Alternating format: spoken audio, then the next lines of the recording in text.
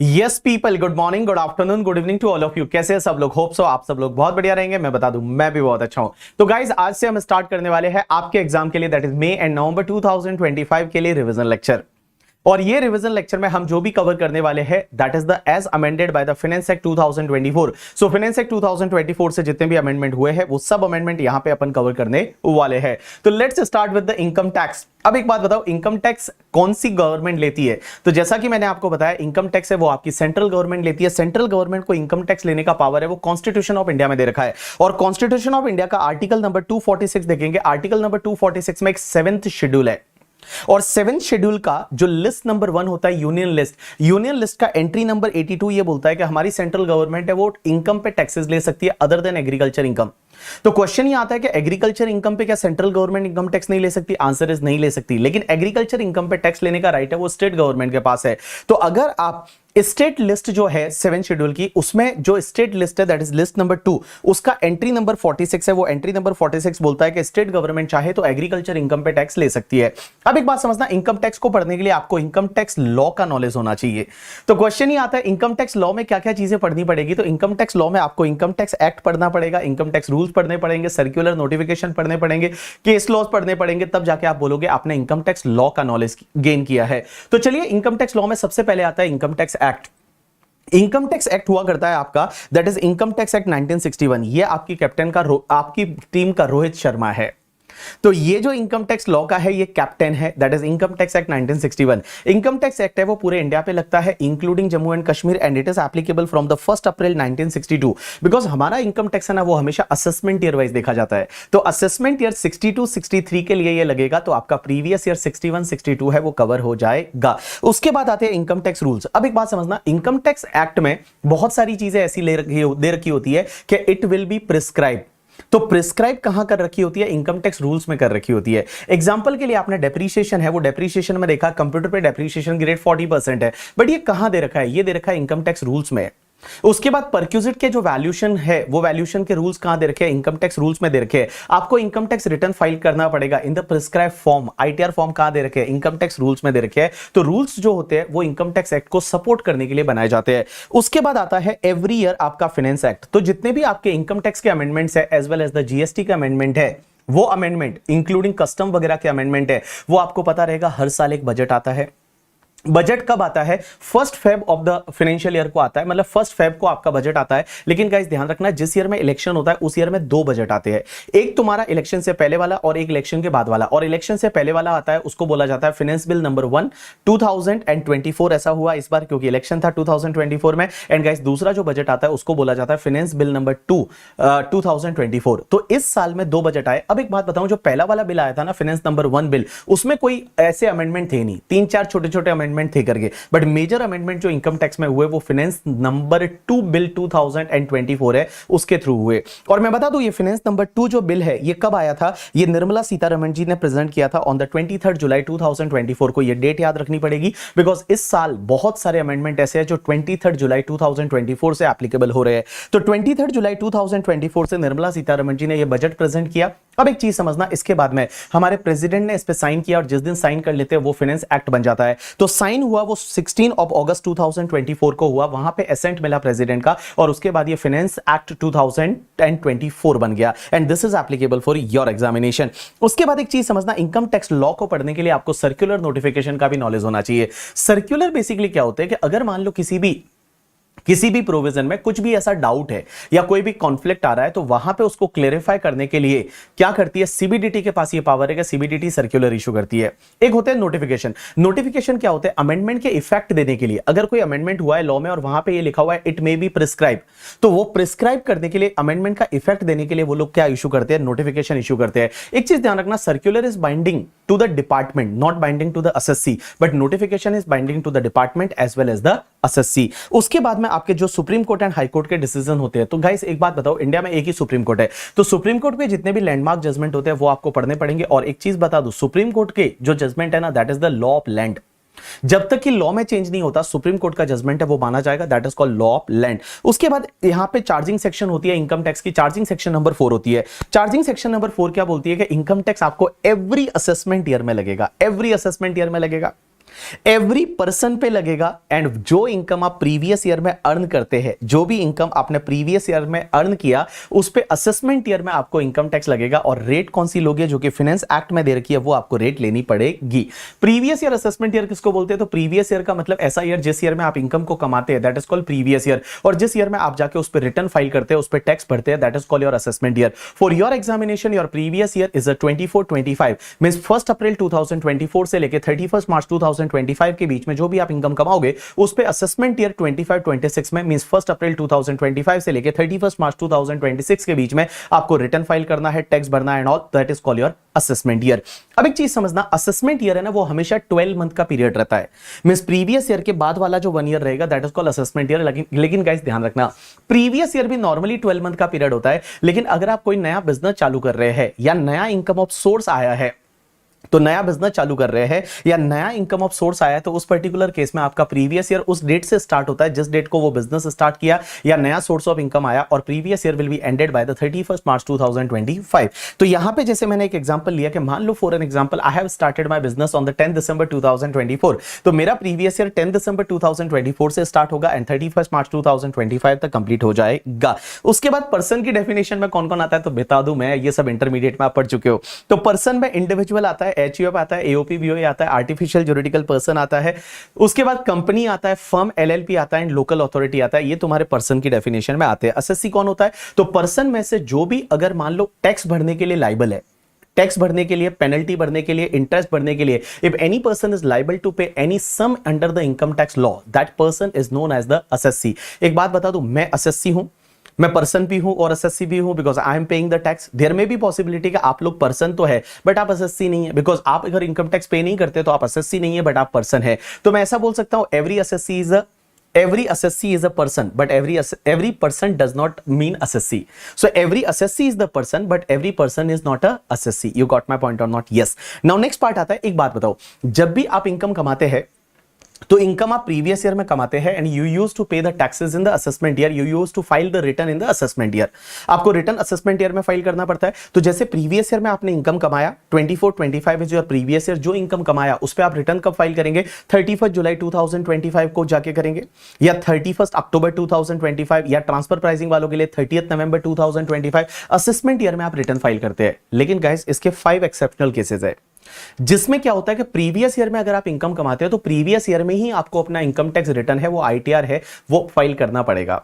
Sir कौन कौन से ये आपके 5 एक्सेप्शनल केसेस है? सबसे पहला सेक्शन 172, और ये 172 तो मैंने आपको पता है पीजीबीपी पढ़ाते टाइम एक बताया था कि अगर नॉन रेजिडेंट है और जो शिपिंग बिजनेस में है, तो नॉन रेजिडेंट शिपिंग बिजनेस में है और वो शिप लेके अगर इंडिया आता है, अगर नॉन रेजिडेंट शिपिंग बिजनेस में है और वो शिप लेके इंडिया आता है, तो इंडिया में जितना गुड्स या पैसेंजर लोड हुआ, इंडिया में जितना भी गुड्स या पैसेंजर लोड हुआ, उसका जितना भी भाड़ा मिला, वर्ल्ड में कहीं भी मिला हो, जितना भाड़ा मिला उसका 7.5% आपका इनकम माना जाता है। और उस पे सेक्शन 172 के हिसाब से आपको फॉरेन कंपनी की tax rate, now foreign company tax rate is 35%, तो 35% की रेट से आपको टैक्स भरने के बाद ही आपके शिप को यहां से जाने दिया जाएगा, उससे पहले नहीं जाने दिया जाएगा। तो देखो प्रीवियस ईयर में इनकम कमा रहे हैं और प्रीवियस ईयर में ही आपको रिटर्न फाइल करना पड़ेगा, आपको टैक्स भरना पड़ेगा इन केस ऑफ द सेक्शन 172। तो 172 क्या बोलती है कि अगर कोई भी नॉन रेजिडेंट है जो कि शिपिंग बिजनेस में है और वो इंडियन पोर्ट्स पे जो भी गुड्स लोड करके जा रहा है, जो भी पैसेंजर है, मेल है, यहां से लोड हो रहा है, शिप्ड हो रहे हैं ऑन द इंडियन पोर्ट, उसका भाड़ा वर्ल्ड में कहीं भी मिला हो, उसके भाड़े का 7.5% है, वो आप इनकम बताओगे और उस पे आपको फॉरेन कंपनी की टैक्स रेट रहती है 35% और हेल्थ एंड एजुकेशन सेस आपको ऐड करना पड़ेगा। उतना टैक्स भरने के बाद ही आपको इंडिया से जाने दिया जाएगा और इंडिया में उतना टैक्स आपको प्रीवियस ईयर में पे करना पड़ेगा, रिटर्न भी आपको प्रीवियस ईयर में ही फाइल करना पड़ेगा। अब एक चीज समझना, ये जो सेक्शन 172 है ना, this is the mandatory section, मतलब ये तो फॉलो करना ही पड़ेगा।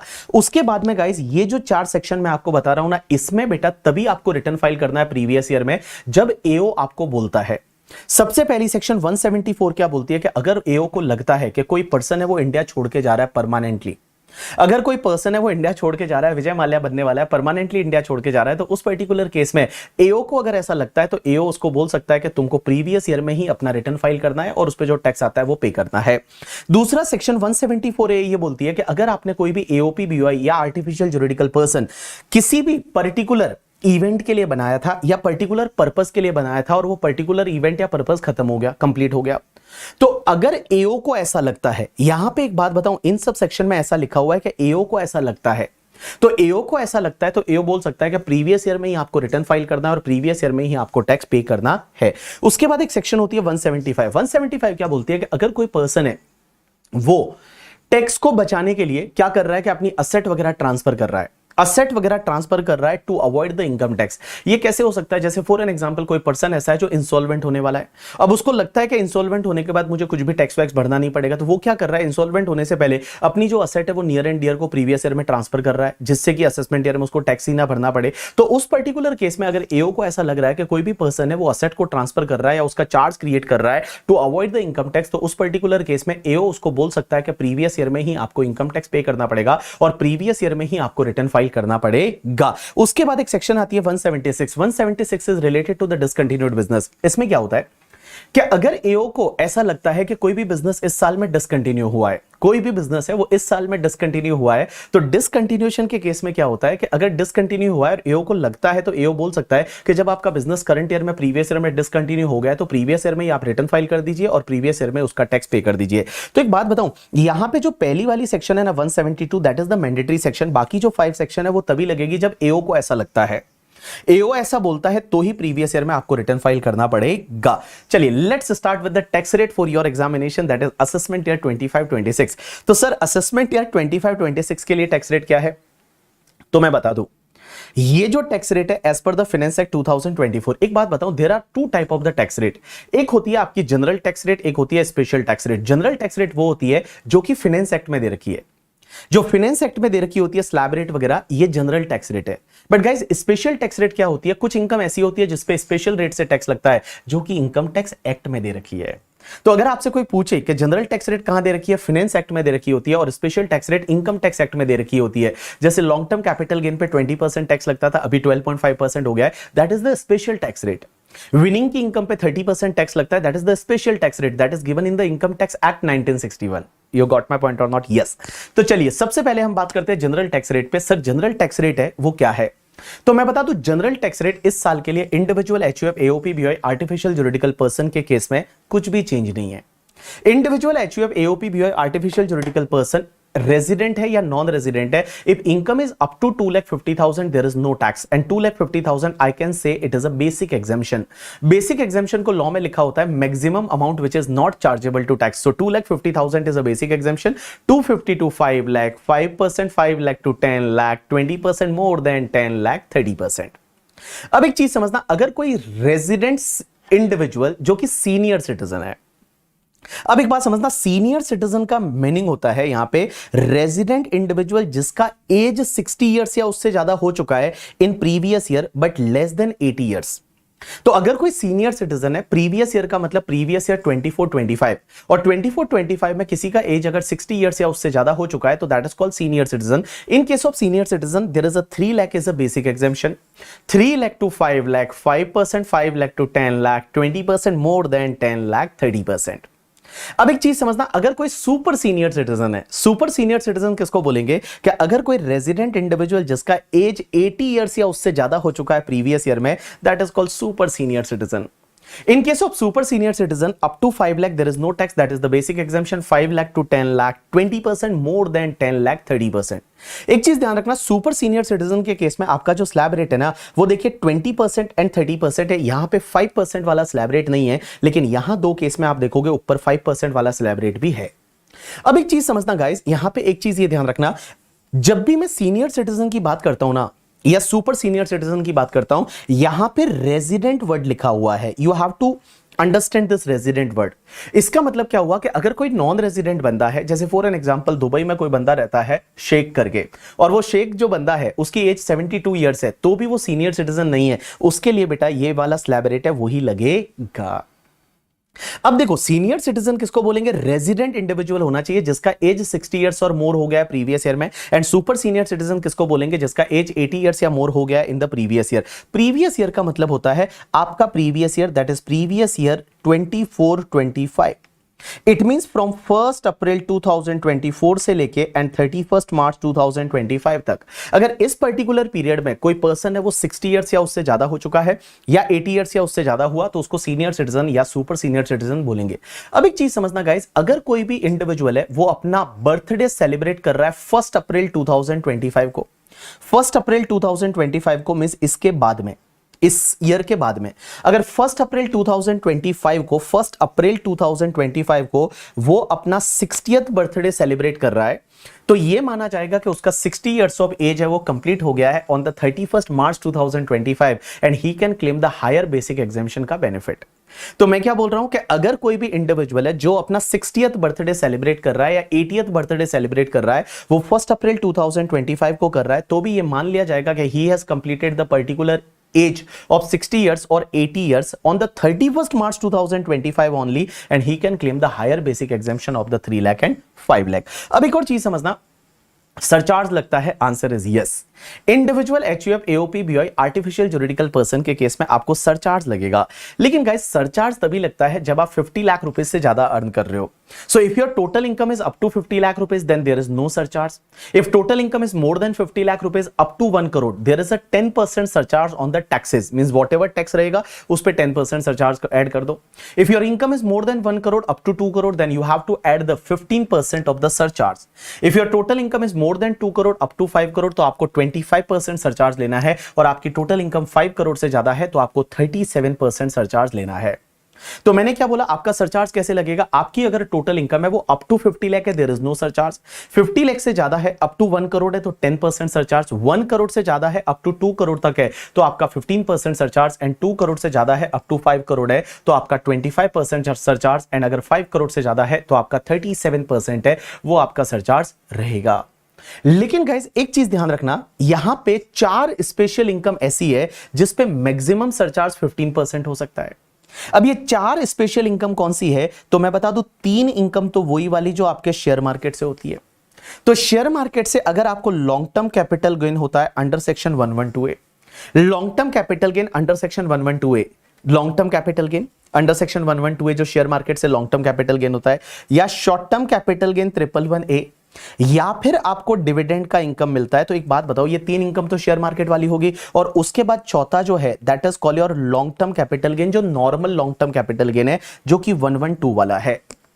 अब एक बात समझना, इस साल से आपकी टैक्स रेट भी चेंज हो गई है, ये जितनी भी टैक्स रेट है उसमें चेंज हो गई है। कैसे? आपका जो लॉन्ग टर्म कैपिटल गेन 112 है ना, पहले उस पर टैक्स कितना लगता था, 10% की रेट से लगता था।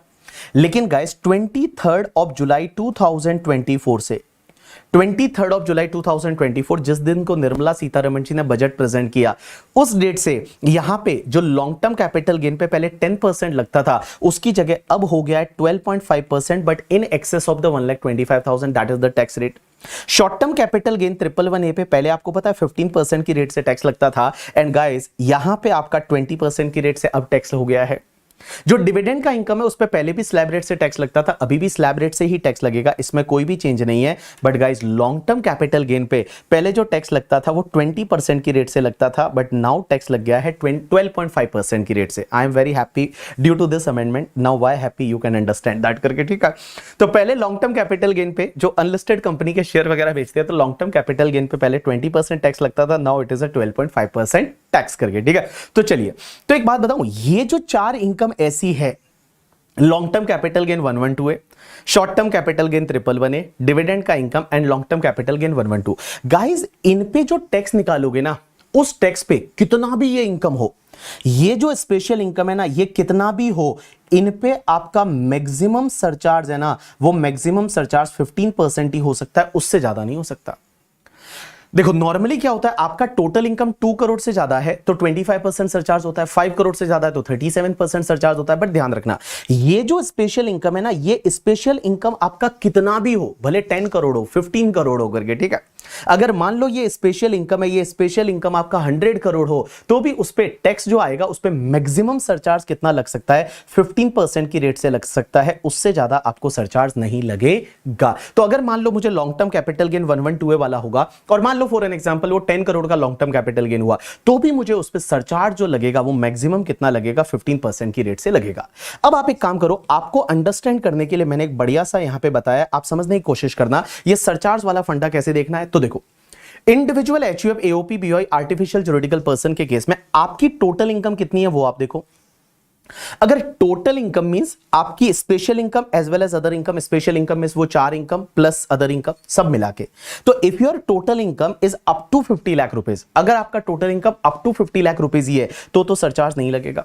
If total income is more than 50 lakh rupees up to 1 crore है तो आप 10% सरचार्ज ऐड करो।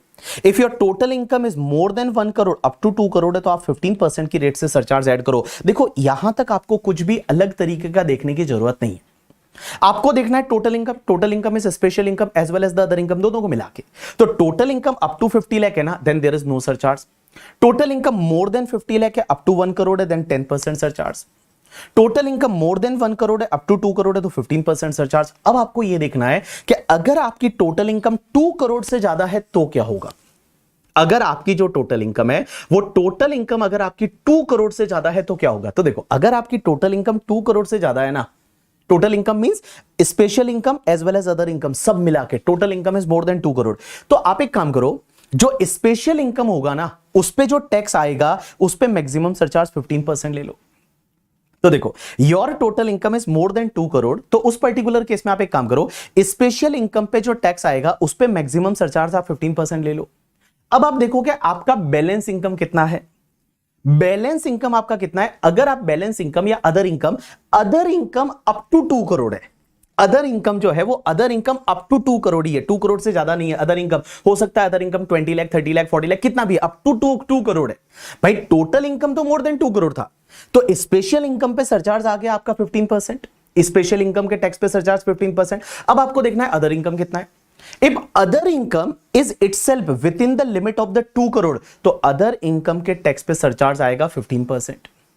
लेकिन अदर इनकम, स्पेशल इनकम को हटा के other income itself is more than 2 crore up to 5 crore, तो अदर इनकम के टैक्स पे सरचार्ज आएगा 25%। And guys, other income itself is more than 5 crore, तो उस पे सरचार्ज आएगा आपका 37%। यू गॉट माय पॉइंट और नॉट? यस। तो देखो, मैंने आपको क्या बोला, समझने की कोशिश करना। सबसे पहली चीज, अगर आपकी टोटल इनकम है वो अप टू 50 लाख तो देयर इज नो सरचार्ज।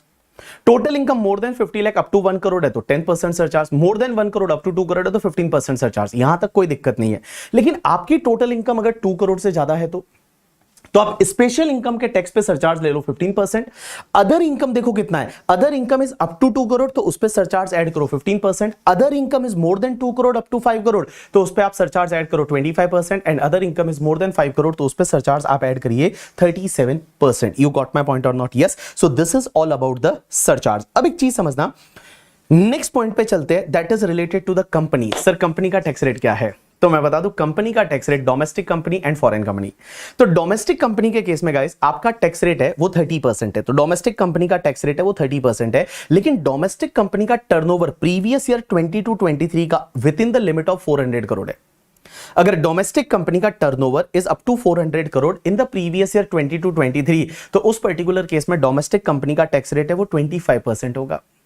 अब आप मुझे बोलोगे कि सर डोमेस्टिक कंपनी का टैक्स निकाल तो रहे हैं प्रीवियस ईयर 24-25 की इनकम पे, बट हम टर्नओवर कौन से ईयर का देख रहे हैं? प्रीवियस ईयर 22-23 का। Answer is yes. So previous year 22-23 का turnover is within the limit of the 400 crore तो डोमेस्टिक कंपनी का टैक्स रेट है वो 25% है। अब डाउट एक ही आता है कि सर डोमेस्टिक कंपनी अगर इनकॉर्पोरेट प्रीवियस ईयर 23-24 या 24-25 में हुआ है तो क्या उसको 25% का बेनिफिट मिलेगा या नहीं मिलेगा? अभी देखो, लेटेस्ट एक एमसीक्यू आईसीआई ने दिया था और उन्होंने उस पे 25% का बेनिफिट दिया था, तो आपको भी 25% का बेनिफिट लेना है। तो if newly company incorporated and उस ईयर का टर्नओवर तो जीरो है तो ये माना जाएगा turnover is within the limit of the 400 crore and you can take the tax benefit of the 25%। Foreign company का टैक्स रेट क्या है? तो फॉरेन कंपनी का टैक्स रेट पहले 40% हुआ करता था, but guys from this year that foreign company का tax rate is 35%। This is one amendment.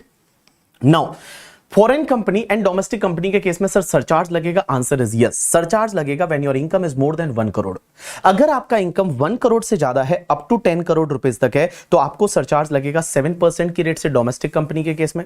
And आपका टोटल इनकम जो है वो 10 करोड़ से ज्यादा है तो सरचार्ज लगेगा 12% की रेट से। एंड फॉरेन कंपनी के केस में गाइस 2% एंड 5% की रेट से सरचार्ज लगेगा। तो देखिए, in case of the domestic company surcharge कैसे लगेगा, total income up to 1 crore है तो सरचार्ज नहीं लगेगा, 1 करोड़ से ज्यादा है बट अप टू 10 करोड़ है तो सरचार्ज 7% की रेट से, 10 करोड़ से ज्यादा टोटल इनकम है तो सरचार्ज 12% की रेट से। एंड गाइस फॉरेन कंपनी के केस में ये 2% एंड 5% की रेट से सरचार्ज लगेगा। अब एक और चीज समझना, इन case of the partnership firm, उसके साथ में एलएलपी एंड लोकल अथॉरिटी, इनके केस में कोई स्लैब रेट वगैरह नहीं है, फ्लैट रेट है। जैसे कंपनी के केस में फ्लैट रेट था, वैसा यहां पे भी फ्लैट रेट है 30%।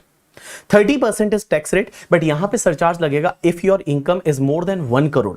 अगर इनकम मोर देन 1 करोड़ है तो आपको 12% की रेट से सरचार्ज ऐड करना पड़ेगा। Next is a cooperative society. अब एक चीज समझना, कोऑपरेटिव सोसाइटी बेसिकली आती तो एओपी बीओआई में ही है, लेकिन गाइस यहां पे कोऑपरेटिव सोसाइटी के लिए टैक्स रेट अलग से दे रखी है। और कोऑपरेटिव सोसाइटी के लिए टैक्स रेट क्या है, that depends on the total income. अगर टोटल इनकम अप टू 10,000 है, अप टू 10,000, ओनली 10,000 है, देन टैक्स रेट इज 10%। 10,000 से ज्यादा लेकिन अप टू 20,000 है तो 20% टैक्स रेट, एंड 20,000 से ज्यादा है तो 30% की रेट से टैक्स रेट लगेगा। यहां पे सरचार्ज लगेगा जैसे डोमेस्टिक कंपनी के लिए लगता है। और डोमेस्टिक कंपनी के केस में सरचार्ज का रेट मैंने आपको क्या बताया था, तो डोमेस्टिक कंपनी के केस में सरचार्ज का रेट कैसे है कि डोमेस्टिक कंपनी के केस में अगर आपकी total income more than 1 crore up to 10 crore है तो 7%, और मोर देन 10 करोड़ है तो 12% की रेट से सरचार्ज लगेगा। अब एक चीज समझना, जब भी आप टैक्स लेते हैं, ऐड करेंगे सरचार्ज इफ एप्लीकेबल, उसमें आपको 4% की रेट से हेल्थ एंड एजुकेशन सेस है वो ऐड करना है। 4% की रेट से ऑलवेज आपको हेल्थ एंड एजुकेशन सेस है वो हेल्थ एंड एजुकेशन सेस 4% की रेट से ऐड करना है। अब एक और चीज समझना, जो भी आप टोटल इनकम लेते हैं एज वेल एज द आप टैक्स लाइबिलिटी निकालते हैं, अगर वो आपका नियरेस्ट रुपीज ऑफ 10 में राउंडेड ऑफ आपको करना है, so whenever you calculate the total income as well as tax आप निकालते हैं, उसको नियरेस्ट रुपीज ऑफ द 10 में राउंडेड ऑफ करना है। जैसे 30,000 एंड 852 है तो आपको 850 लेना है, 854 है तो भी आपको 850 लेना है, 855 है तो आपको 855 है तो आपको 860 लेना है, एंड गाइस 859 है तो भी आपको 860 लेना है। तो नियरेस्ट रुपीज ऑफ द 10 है उसमें आपको राउंडेड ऑफ करना है। उसके बाद में नेक्स्ट कॉन्सेप्ट आता है मार्जिनल रिलीफ। अब गाइस एक बात समझना, बहुत बार क्या होता है कि सरचार्ज की वजह से जितना आपका इनकम बढ़ता है ना, उससे ज्यादा आपका टैक्स बढ़ जाता है। जितना आपका इनकम बढ़ा उससे ज्यादा आपका टैक्स बढ़ जाता है ड्यू टू द सरचार्ज। तो हमारी निर्मला सीतारमण जी यहां पे मार्जिनल रिलीफ देती है। तो मार्जिनल रिलीफ सबके केस में लगता है, मींस जहां जहां सरचार्ज लगता है वहां वहां मार्जिनल रिलीफ लगेगा। तो marginal relief individual, HUF, AOP, BOI, artificial juridical person के केस में लगेगा अगर income little bit more than 50 lakh है, 1 करोड़ है, 2 करोड़ है, 5 करोड़ है तो। इन case of company if it is little bit more than 1 crore या 10 करोड़ है तो। इन case of the cooperative society also little bit more than 1 crore 10 crore है तो। And in case of partnership firm if it is little bit more than 1 crore, जहां surcharge लग रहा है या सरचार्ज का रेट चेंज हो रहा है तो वहां पे आपको मार्जिनल रिलीफ देखना पड़ेगा। जैसे यहां पे एक एग्जांपल मैंने लिया हुआ है कि एक कंपनी है जिसका नाम है श्री लिमिटेड और वो इंडियन कंपनी है, उसका इनकम 1 करोड़ 1 लाख है। एंड गाइस उसका प्रीवियस ईयर 22-23 का टर्नओवर 450 करोड़ है, मींस यहां पे टैक्स रेट है वो आपका 30% रहेगा। अब आप एक काम करिए, जैसे 1 करोड़ 1 लाख पे आपने जो टैक्स निकाला 30% की रेट से वो 30,30,000 आ गया। अब एक चीज समझना, यहां सरचार्ज लगेगा, answer is yes, because income is more than 1 crore तो यहां सरचार्ज लगेगा 7% की रेट से। तो आप 7% की रेट से सरचार्ज को ऐड कर दीजिए तो आपका आ जाएगा 32,42,100। तो 32,42,100 आ गया। अब एक बात बताओ, यहां एसएससी बोलता है कि अगर मेरा इनकम 1 करोड़ ही होता तो मेरे को टैक्स कितना लगता, 30 लाख लगता, and there is no surcharge because if अगर income of this company is 1 crore only तो टैक्स कितना लगता, 30 लाख लगता, सरचार्ज नहीं लगता। तो एक बात बताओ, यहां पे आपका इनकम में इंक्रीमेंट कितना हुआ, 1 लाख का हुआ, means here increase in the income is only 1 lakh. Here increase in the income में जो इंक्रीमेंट हुआ वो कितना हुआ, 1 लाख का हुआ। एंड गाइज उस 1 लाख की वजह से आपके टैक्स में इंक्रीमेंट कितना हुआ, 2,42,100 का हुआ। बिकॉज 1 लाख की इनकम होती तो आपका टैक्स 30 लाख आता। 1 करोड़ ही इनकम होती तो आपका टैक्स 30 लाख आता। 1 करोड़ 1 लाख की वजह से आपका 32,42,100 आ रहा है। तो देखो, इनकम में increment is only by 1 lakh and due to that tax में इंक्रीमेंट इज 2,42,100। तो जितना भी टैक्स में ज्यादा इंक्रीमेंट हुआ है एज कंपेयर टू इनकम में इंक्रीमेंट, तो उतना आपको मार्जिनल रिलीफ मिल जाएगा, और वो मार्जिनल रिलीफ आपको मिलेगा 1,42,100 का मार्जिनल रिलीफ मिल जाएगा।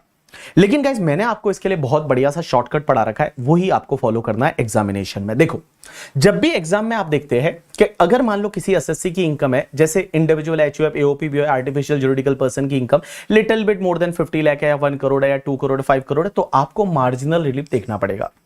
या कंपनी के केस में little bit more than 1 crore, 10 crore है, तो आपको देखना पड़ेगा। आप क्या करोगे, सबसे पहले आप एक काम करो, टैक्स निकाल दो। यहां पे इनकम कितनी है, 1 करोड़ 1 लाख है, तो आप 1 करोड़ 1 लाख पे टैक्स निकाल दो।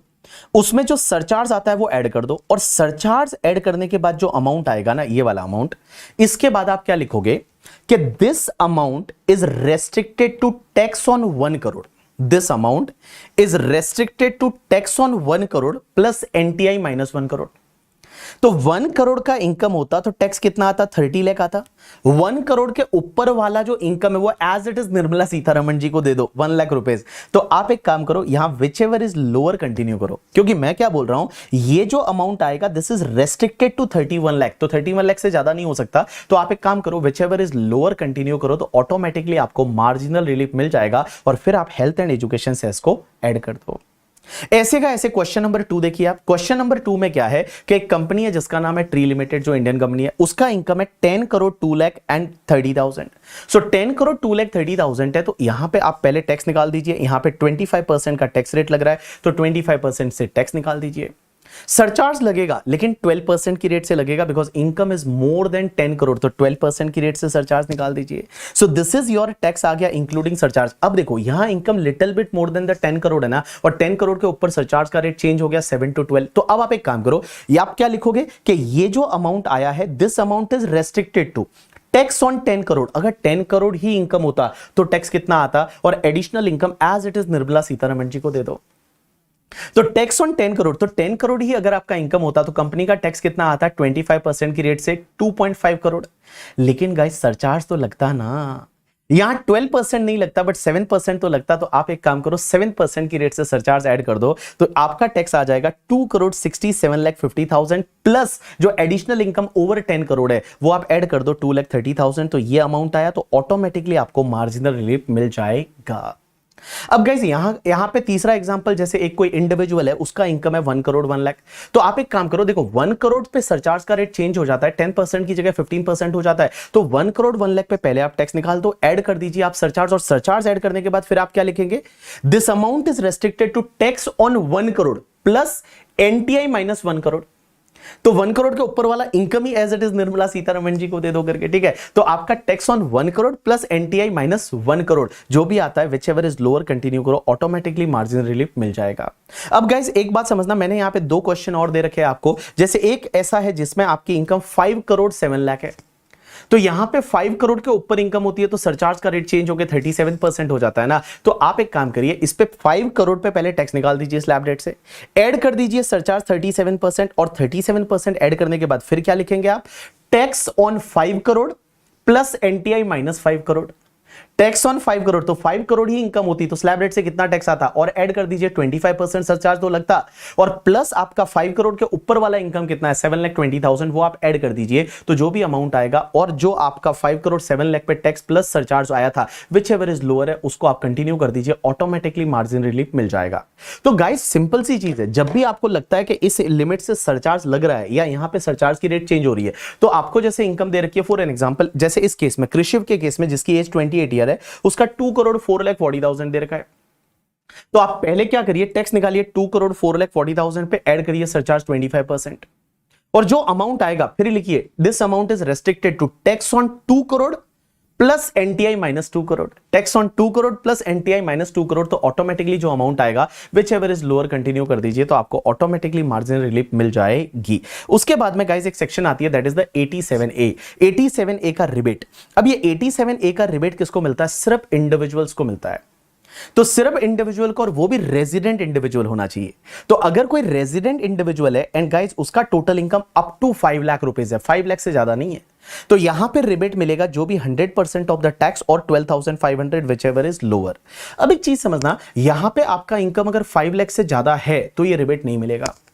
सर अगर 5 लाख 4 रुपीज है तो ये रिबेट मिलेगा, मिल जाएगा ना, क्योंकि 5 लाख 4 रुपीज है तो आप लोअर में 10 में राउंडेड ऑफ करोगे तो 5 लाख आ जाएगा ना, तो आपको ये रिबेट मिल जाएगा। लेकिन अगर 5 लाख 5 रुपीज हुआ तो ये रिबेट नहीं मिलेगा, क्योंकि 5 लाख 5 रुपीज है तो आपका 5 लाख 10 रुपीज हो जाएगा, और 5 लाख 10 रुपीज आपकी टोटल इनकम 5 लाख से ज्यादा है तो आपको ये रिबेट नहीं मिलेगा।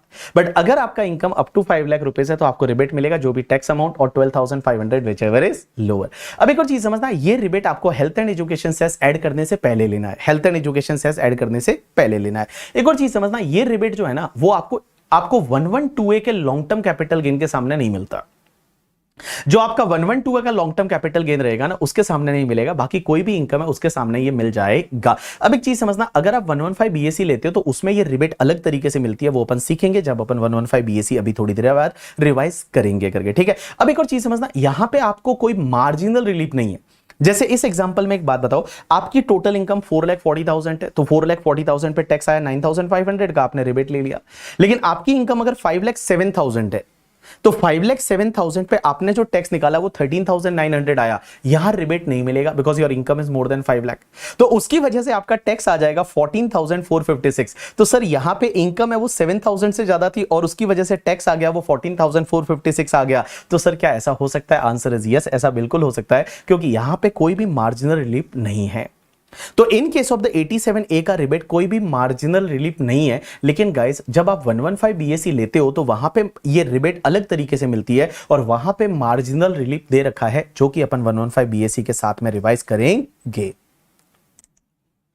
नेक्स्ट कॉन्सेप्ट आता है that is the alternative taxation regime. अब एक चीज समझना, अल्टरनेटिव टैक्सेशन रिजिम में सबसे पहली सेक्शन आती है 115 बा, और 115 बा जो है 115 BAA जो कि आपके डोमेस्टिक कंपनीज के लिए ये सेक्शन है, और ये सेक्शन बोलती है असेसमेंट ईयर 2021 या उसके बाद में कभी भी डोमेस्टिक कंपनी चाहे तो ये सेक्शन को फॉलो कर सकती है, और उसका टैक्स रेट है वो 25% 30% से हटके, एंड उसका टैक्स रेट हो जाएगा 22%।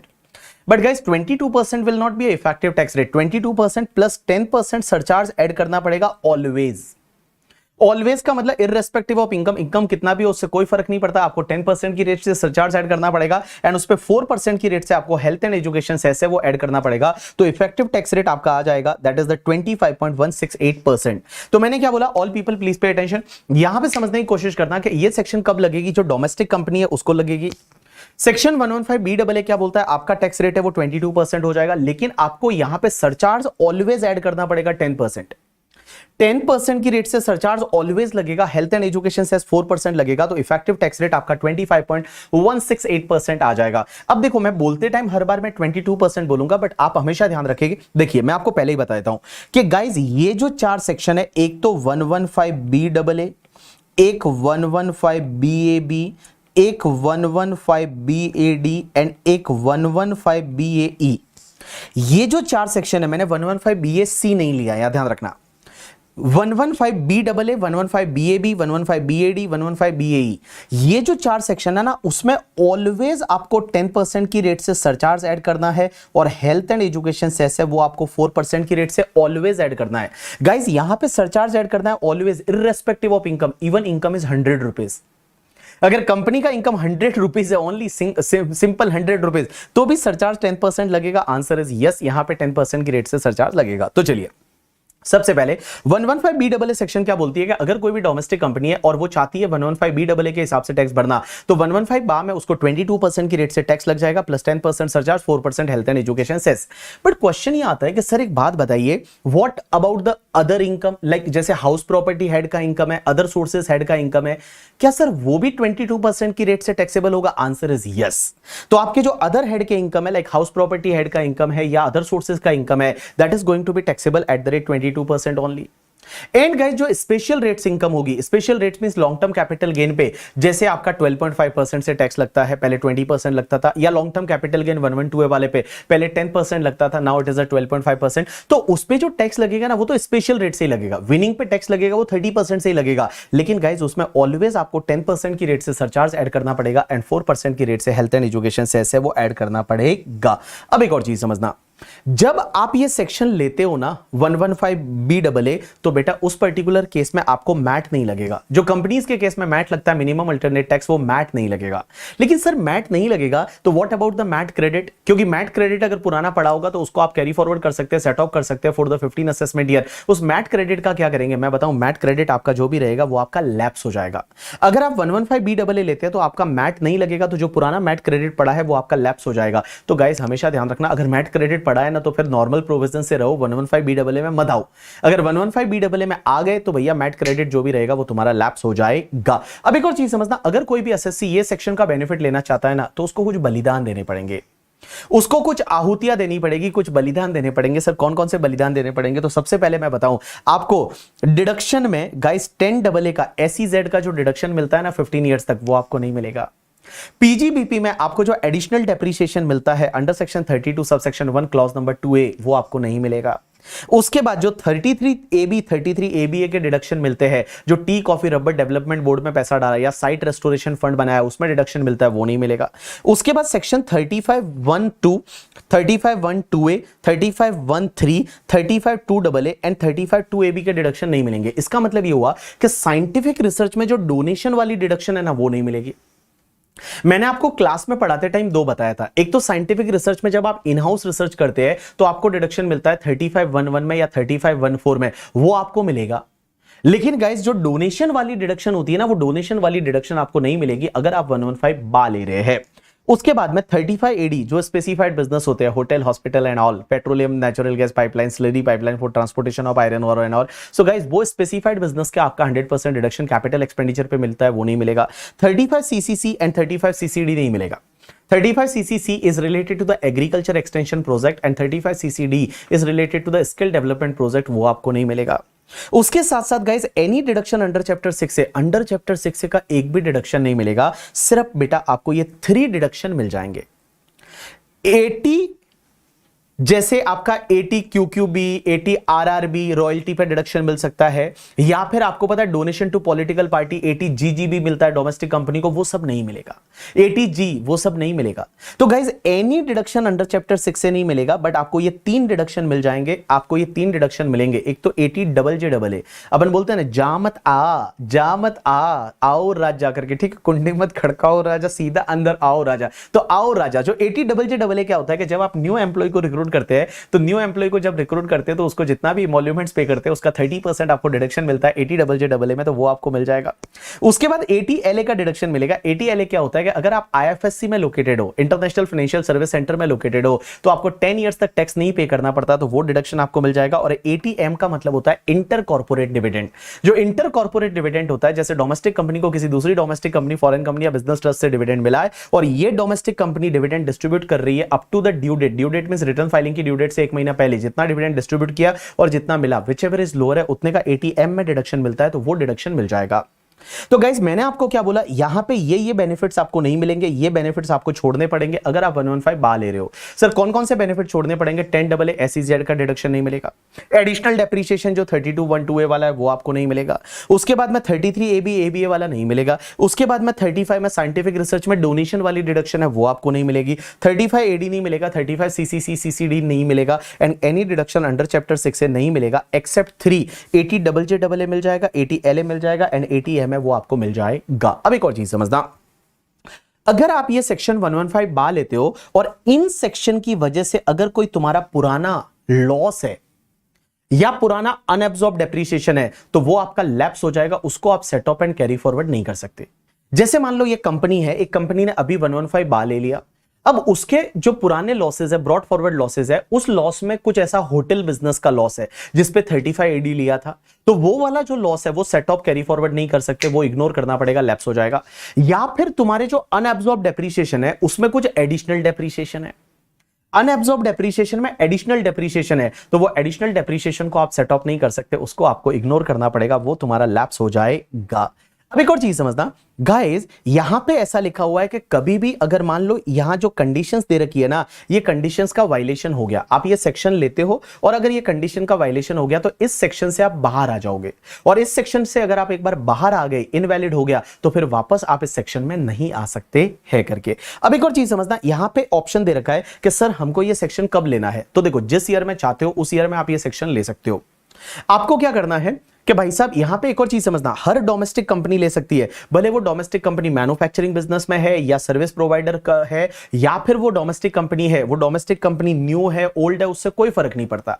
कोई भी डोमेस्टिक कंपनी इस सेक्शन का बेनिफिट ले सकती है, लेकिन आप अगर इस सेक्शन का बेनिफिट लेना चाहते हो तो आपको रिटर्न फाइलिंग की जो ड्यू डेट होती है 31 अक्टूबर, उससे पहले पहले आपको ये ऑप्शन को एक्सरसाइज करना पड़ेगा in the form number 10IC।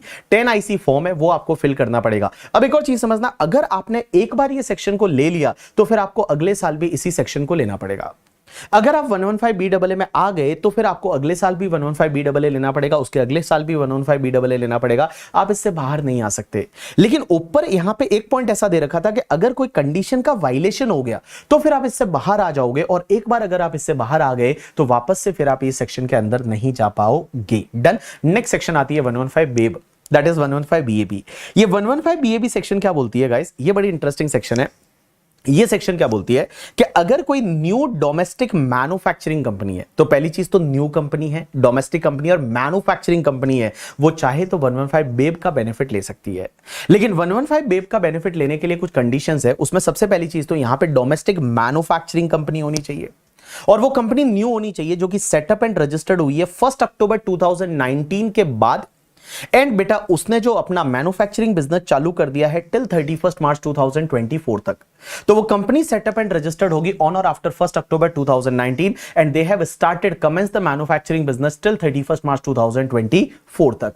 अब एक बात समझना, अगर कोई भी डोमेस्टिक न्यू मैन्युफैक्चरिंग कंपनी है तो उस पर्टिकुलर केस में उसको कौन सी रेट से टैक्स पे करना पड़ेगा, तो मैं बताऊं यहां पे उसकी बिजनेस की इनकम पे टैक्स रेट रहेगा वो 15% रहेगा, ओनली 15% गाइस। कितना इंटरेस्टिंग है, सिर्फ 15% की रेट से टैक्स पे करो और उसमें 10% सरचार्ज ऑलवेज लगेगा, हेल्थ एंड एजुकेशन सेस 4% लगेगा, सो इफेक्टिव टैक्स रेट है वो आपका 17.16% आ जाएगा। तो वो जो न्यू डोमेस्टिक मैन्युफैक्चरिंग कंपनी है उसकी जो मैन्युफैक्चरिंग बिजनेस की इनकम होगी उस पे आपका 17.16% की रेट से टैक्स आ जाएगा। लेकिन आप मुझे ये बोलोगे कि सर एक बात बताओ, आप बोल रहे हो मैन्युफैक्चरिंग बिजनेस पे 15% की रेट से टैक्स लगेगा, लेकिन sir what about the special rates of income, जैसे लॉन्ग टर्म कैपिटल गेन है, शॉर्ट टर्म कैपिटल गेन 111 है, विनिंग का इनकम है, सर स्पेशल रेट्स की इनकम होगी ना वो स्पेशल रेट से ही टैक्सेबल होगी। गाइस जो स्पेशल रेट्स की इनकम होगी वो स्पेशल रेट से ही टैक्सेबल होगी, उसमें कुछ भी चेंज नहीं आएगा। तो स्पेशल रेट्स की इनकम है वो स्पेशल रेट से ही टैक्सेबल होगी, लेकिन उसमें 10% की रेट से सरचार्ज मैंडेटरी जोड़ना पड़ेगा, हेल्थ एंड एजुकेशन से 4% जोड़ना पड़ेगा। लेकिन सर एक बात बताओ, जो कि अदर हेड की इनकम है, अदर हेड का मतलब जैसे for an example house property की इनकम है या फिर अदर सोर्सेज की इनकम है, तो हाउस प्रॉपर्टी की इनकम एंड अदर सोर्सेज की इनकम है उस पे 15% का बेनिफिट नहीं मिलेगा, उस पे आपका 22% की रेट से टैक्स लगेगा। तो उस पे 22% की रेट से टैक्स लगेगा, 10% surcharge and 4% health and education cess. And guys यहां पे आपको कोई खर्चे अलाउ नहीं होंगे, मींस हाउस प्रॉपर्टी की इनकम निकालने के लिए आपको जो भी एक्सपेंसेस है या अलाउंसेस वगैरह है वो अलाउ नहीं होंगे। इसका मतलब हाउस प्रॉपर्टी का income and guys other sources का इनकम वो ग्रॉस बेसिस पे टैक्सेबल होगा। जैसे हाउस प्रॉपर्टी में आपको पता रहेगा स्टैंडर्ड डिडक्शन मिलता है 30%, वो नहीं मिलेगा, म्युनिसिपल टैक्सेस का डिडक्शन मिलता है वो नहीं मिलेगा। अगर अदर सोर्सेज में आपको किसी कंपनी से डिविडेंड मिला तो डिविडेंड के सामने इंटरेस्ट का एक्सपेंसेस अलाउ होता है, वो नहीं अलाउ होगा। मींस आपका जो ग्रॉस इनकम है ना वो ग्रॉस इनकम आपका टैक्सेबल हो जाएगा at the rate 22%, 10% surcharge and 4% health and education cess. तो देखो मैंने क्या बोला, देखो मैन्युफैक्चरिंग बिजनेस का इनकम रहेगा that is taxable at the rate 15%, special rates का इनकम है वो स्पेशल रेट से टैक्सेबल होगा, हाउस प्रॉपर्टी या अदर सोर्सेज का इनकम 22% की रेट से टैक्सेबल हो जाएगा। अब एक चीज समझना, अगर आपका शॉर्ट टर्म कैपिटल गेन हुआ तो, क्योंकि short term capital gain 111A वाला है उस पे तो स्पेशल टैक्स रेट का बेनिफिट मिल जाएगा, but other short term capital gain हुआ जो normal short term capital gain हुआ तो उसके लिए बेटा क्या है ना, आपको ये देखना पड़ेगा कि वो शॉर्ट टर्म कैपिटल गेन क्या डेप्रीशिएबल असेट बेचने से है। अगर वो short term capital gain depreciable asset बेचने से है तो बेटा उस पे भी आपका 15% की रेट से टैक्स रेट लग जाएगा। एंड अगर वो short term capital gain other than depreciable asset means non depreciable asset बेचने से हुआ है तो उस पर 22% की रेट से आपको टैक्स लग जाएगा। अब एक चीज समझना, बहुत बार क्या होता है गाइस कि कोई भी अगर कंपनी 115 बीएबी का बेनिफिट ले रही है तो यहां पे 15% ही टैक्स रेट लग रहा है, इफेक्टिव टैक्स रेट भी आपका कितना 17.16% लग रहा है। तो ये लोग क्या करेंगे, चिटिंग करके हमेशा प्रॉफिट को ज्यादा करेंगे। कैसे हो सकता है, जैसे फॉर एन एग्जांपल एक कंपनी में मैं डायरेक्टर हूं जो कि मुंबई में है और वो 115 बीएबी ले रही है, एक कंपनी राजस्थान में जो 115 बीएबी नहीं ले रही, तो मैं क्या कराऊंगा पता है, ऐसे कुछ ट्रांजैक्शन कराऊंगा जिससे कि मुंबई वाली प्रॉफिट कंपनी है उसका प्रॉफिट ज्यादा हो क्योंकि यहां पे टैक्स रेट 15% है, एंड जो राजस्थान वाली कंपनी है सपोज वहां टैक्स रेट 30% है, उस कंपनी है वो नॉर्मल टैक्स रेट ले रही है, 30% की टैक्स रेट से टैक्स ले रही है, तो हमेशा मैं वहां का प्रॉफिट कम करना चाहूंगा। तो यहां से अगर मान लो गुड सेल हो रहा है मुंबई की कंपनी से राजस्थान की कंपनी को, तो हम हायर वैल्यू पे सेल करेंगे। तो ऐसा हो सकता है। तो इसमें क्या होगा ना, असेसिंग ऑफिसर को एक पावर दे रखा है अंडर सेक्शन 115 बीएबी सब सेक्शन 6 में, और 115 बीएबी सब सेक्शन 6 में असेसिंग ऑफिसर को यह पावर दे रखा है कि असेसिंग ऑफिसर उस कंपनी का प्रॉफिट निकालेगा, और कंपनी का प्रॉफिट अगर नॉर्मल प्रॉफिट है तो कोई दिक्कत नहीं, अगर एक्सेस प्रॉफिट है, सुपर प्रॉफिट है, ऐसे कोई ट्रांजैक्शन किए जहां पे एक्सेस प्रॉफिट आ रहा है, तो जितना भी एक्सेस वाला प्रॉफिट होगा ना उस पे बेटा फिर वो एओ 30% की रेट से टैक्स लगाएगा, 10% surcharge, 4% health and education cess, so 34.32% की रेट से टैक्स लग जाएगा। अब एक चीज समझना गाइस, अगर आप 115 बीएबी लेते हो तो आपको मैट नहीं लगेगा, मैट है वो मैट नहीं लगेगा। एंड एक चीज समझना, यहां पे मैट क्रेडिट का सवाल भी नहीं आएगा क्योंकि ये जो मैट है, ये जो सेक्शन है ना 115 बीएबी, ये पहला रिटर्न जब वो कंपनी फाइल करेगी, क्योंकि यहां न्यू कंपनी होनी चाहिए और पहला रिटर्न फाइल करेगी, तो पहले रिटर्न से ही आपको ये सेक्शन का बेनिफिट लेना पड़ेगा, तो ऑब्वियसली आपका मैट क्रेडिट का यहां पे सवाल नहीं आएगा और आपको मैट नहीं लगेगा करके। ठीक है, चलिए अब एक और क्वेश्चन ये आता है कि सर एक बात बताऊं, अगर मान लो कोई भी कंपनी है उसको ये सेक्शन का बेनिफिट लेना है ना 115 बीएब का, तो यहां पे कुछ कंडीशंस दे रखी है, वो कंडीशंस को फुलफिल करना पड़ेगा, सेटिस्फाइड करना पड़ेगा। सर कौन कौन सी कंडीशन है, तो सबसे पहली चीज कि वो कंपनी सेटअप एंड रजिस्टर्ड होनी चाहिए ऑन और आफ्टर 1 अक्टूबर 2019 या उसके बाद में, एंड उसने मैन्युफैक्चरिंग बिजनेस कमेंस कर दिया हो टिल 31 मार्च 2024 तक। तो कंपनी सेटअप और रजिस्टर्ड होनी चाहिए ऑन और आफ्टर 1 अक्टूबर 2019 के बाद में, और उसने मैन्युफैक्चरिंग बिजनेस स्टार्ट कर दिया है टिल 31 मार्च 2024 तक। दूसरी कंडीशन, वो कंपनी आपकी न्यू होनी चाहिए, वो कंपनी आपकी स्प्लिट अप या रिकंस्ट्रक्शन ऑफ एग्जिस्टिंग बिजनेस नहीं होना चाहिए, बिजनेस नया होना चाहिए। तीसरा कंडीशन यह है कि जो भी प्लांट एंड मशीनरी यूज करेगी वो कंपनी, वो प्लांट एंड मशीनरी न्यू होनी चाहिए। लेकिन गाइस उसमें दो एक्सेप्शनल केसेस है, एक तो आपकी टोटल प्लांट एंड मशीनरी का 20% तक आपका सेकंड हैंड हो सकता है, और दूसरा अगर कोई भी इंपोर्टेड प्लांट एंड मशीनरी है, ऐसी प्लांट एंड मशीनरी है जो इंडिया के बाहर यूज हुई है और बेटा उस पर इंडिया में कोई भी डेप्रिसिएशन वगैरह नहीं लिया है, तो वो वाली प्लांट एंड मशीनरी न्यू ही मानी जाएगी, only for the purpose of this section. उसके बाद एक और कंडीशन यह है कि ये जो कंपनी है ना वो कोई भी ऐसी बिल्डिंग को यूज नहीं करेगी जो बिल्डिंग पहले एज अ होटल या कन्वेंशन सेंटर यूज हो चुकी है। और आपको मैंने रेगुलर बैच में, फास्ट ट्रैक बैच में बताया था कि जो hotel and convention centre use होती है ना, तो उस पे उन्होंने एक डिडक्शन लिया होगा, एटीआईडी का डिडक्शन था जो कि कॉमनवेल्थ गेम्स के टाइम पे आया था, तो वहां पे वो उस पे वो डिडक्शन एटीआईडी का ले लिया है, तो वो वाली बिल्डिंग है उसको यूज नहीं करना है। तो कंपनी कोई भी ऐसी बिल्डिंग को यूज नहीं करेगी जो पहले एज अ होटल या कन्वेंशन सेंटर यूज हुआ है। उसके बाद में कंडीशन यह है कि ये कंपनी जो है ना ये आपके मैन्युफैक्चरिंग बिजनेस में होनी चाहिए। मैन्युफैक्चरिंग बिजनेस या उससे रिलेटेड रिसर्च कर रही है, या फिर जो गुड्स मैन्युफैक्चर कर रही है उसको डिस्ट्रीब्यूशन कर रही है, सिर्फ यही काम करेगी, इसके अलावा बिजनेस में नहीं होनी चाहिए। Means they should be into the manufacturing business and research related to that business and distribution of product manufacture by that company. अगर ये बिजनेस करेगी तो ही बेटा ये सेक्शन का बेनिफिट मिलेगा। अब एक चीज समझना, कुछ बिजनेसेस ऐसे जो मैन्युफैक्चरिंग में नहीं आएंगे। सबसे पहले अगर आप कोई कंप्यूटर सॉफ्टवेयर बनाते हैं, computer software banana is not a manufacturing, यह आपका मैन्युफैक्चरिंग नहीं है। तो अगर कंप्यूटर सॉफ्टवेयर बनाते हैं this is not a manufacturing. अगर आप माइनिंग करते हैं, mining is not a manufacturing.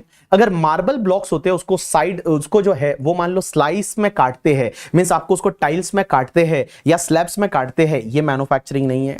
अगर गैस को सिलेंडर में बोटलिंग करते हैं this is not a manufacturing. आप बुक्स का प्रिंटिंग करते हैं या फिर सिनेमेटोग्राफ फिल्म बनाते हैं, ये मैन्युफैक्चरिंग नहीं माना जाएगा। And guys any other notified business है वो भी मैन्युफैक्चरिंग नहीं माना जाएगा अगर कोई नोटिफाई गवर्नमेंट करती है तो मैंने क्या बोला, सबसे पहले कंप्यूटर सॉफ्टवेयर का डेवलपमेंट करते हैं that is not a manufacturing. Mining is not a manufacturing. Marble block को अगर आप स्लैब्स में काटते हैं that is not a manufacturing. आप गैस को सिलेंडर में बोटलिंग करते हैं that is not a manufacturing. Books का प्रिंटिंग करते हैं या मूवी का प्रोडक्शन करते हैं that is not a manufacturing.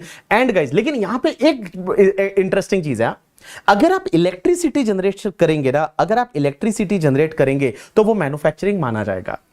ये स्पेसिफिकली बोला है कि अगर आप पावर जनरेशन का काम करते हैं तो वो आपका मैन्युफैक्चरिंग माना जाएगा। अब एक और चीज समझना, अगर कोई एसएससी ये सेक्शन का बेनिफिट लेना चाहता है तो उसको कुछ चीजें सरेंडर करनी पड़ेगी, कुछ आहुतियां देनी पड़ेगी। क्या क्या सरेंडर करना पड़ेगा?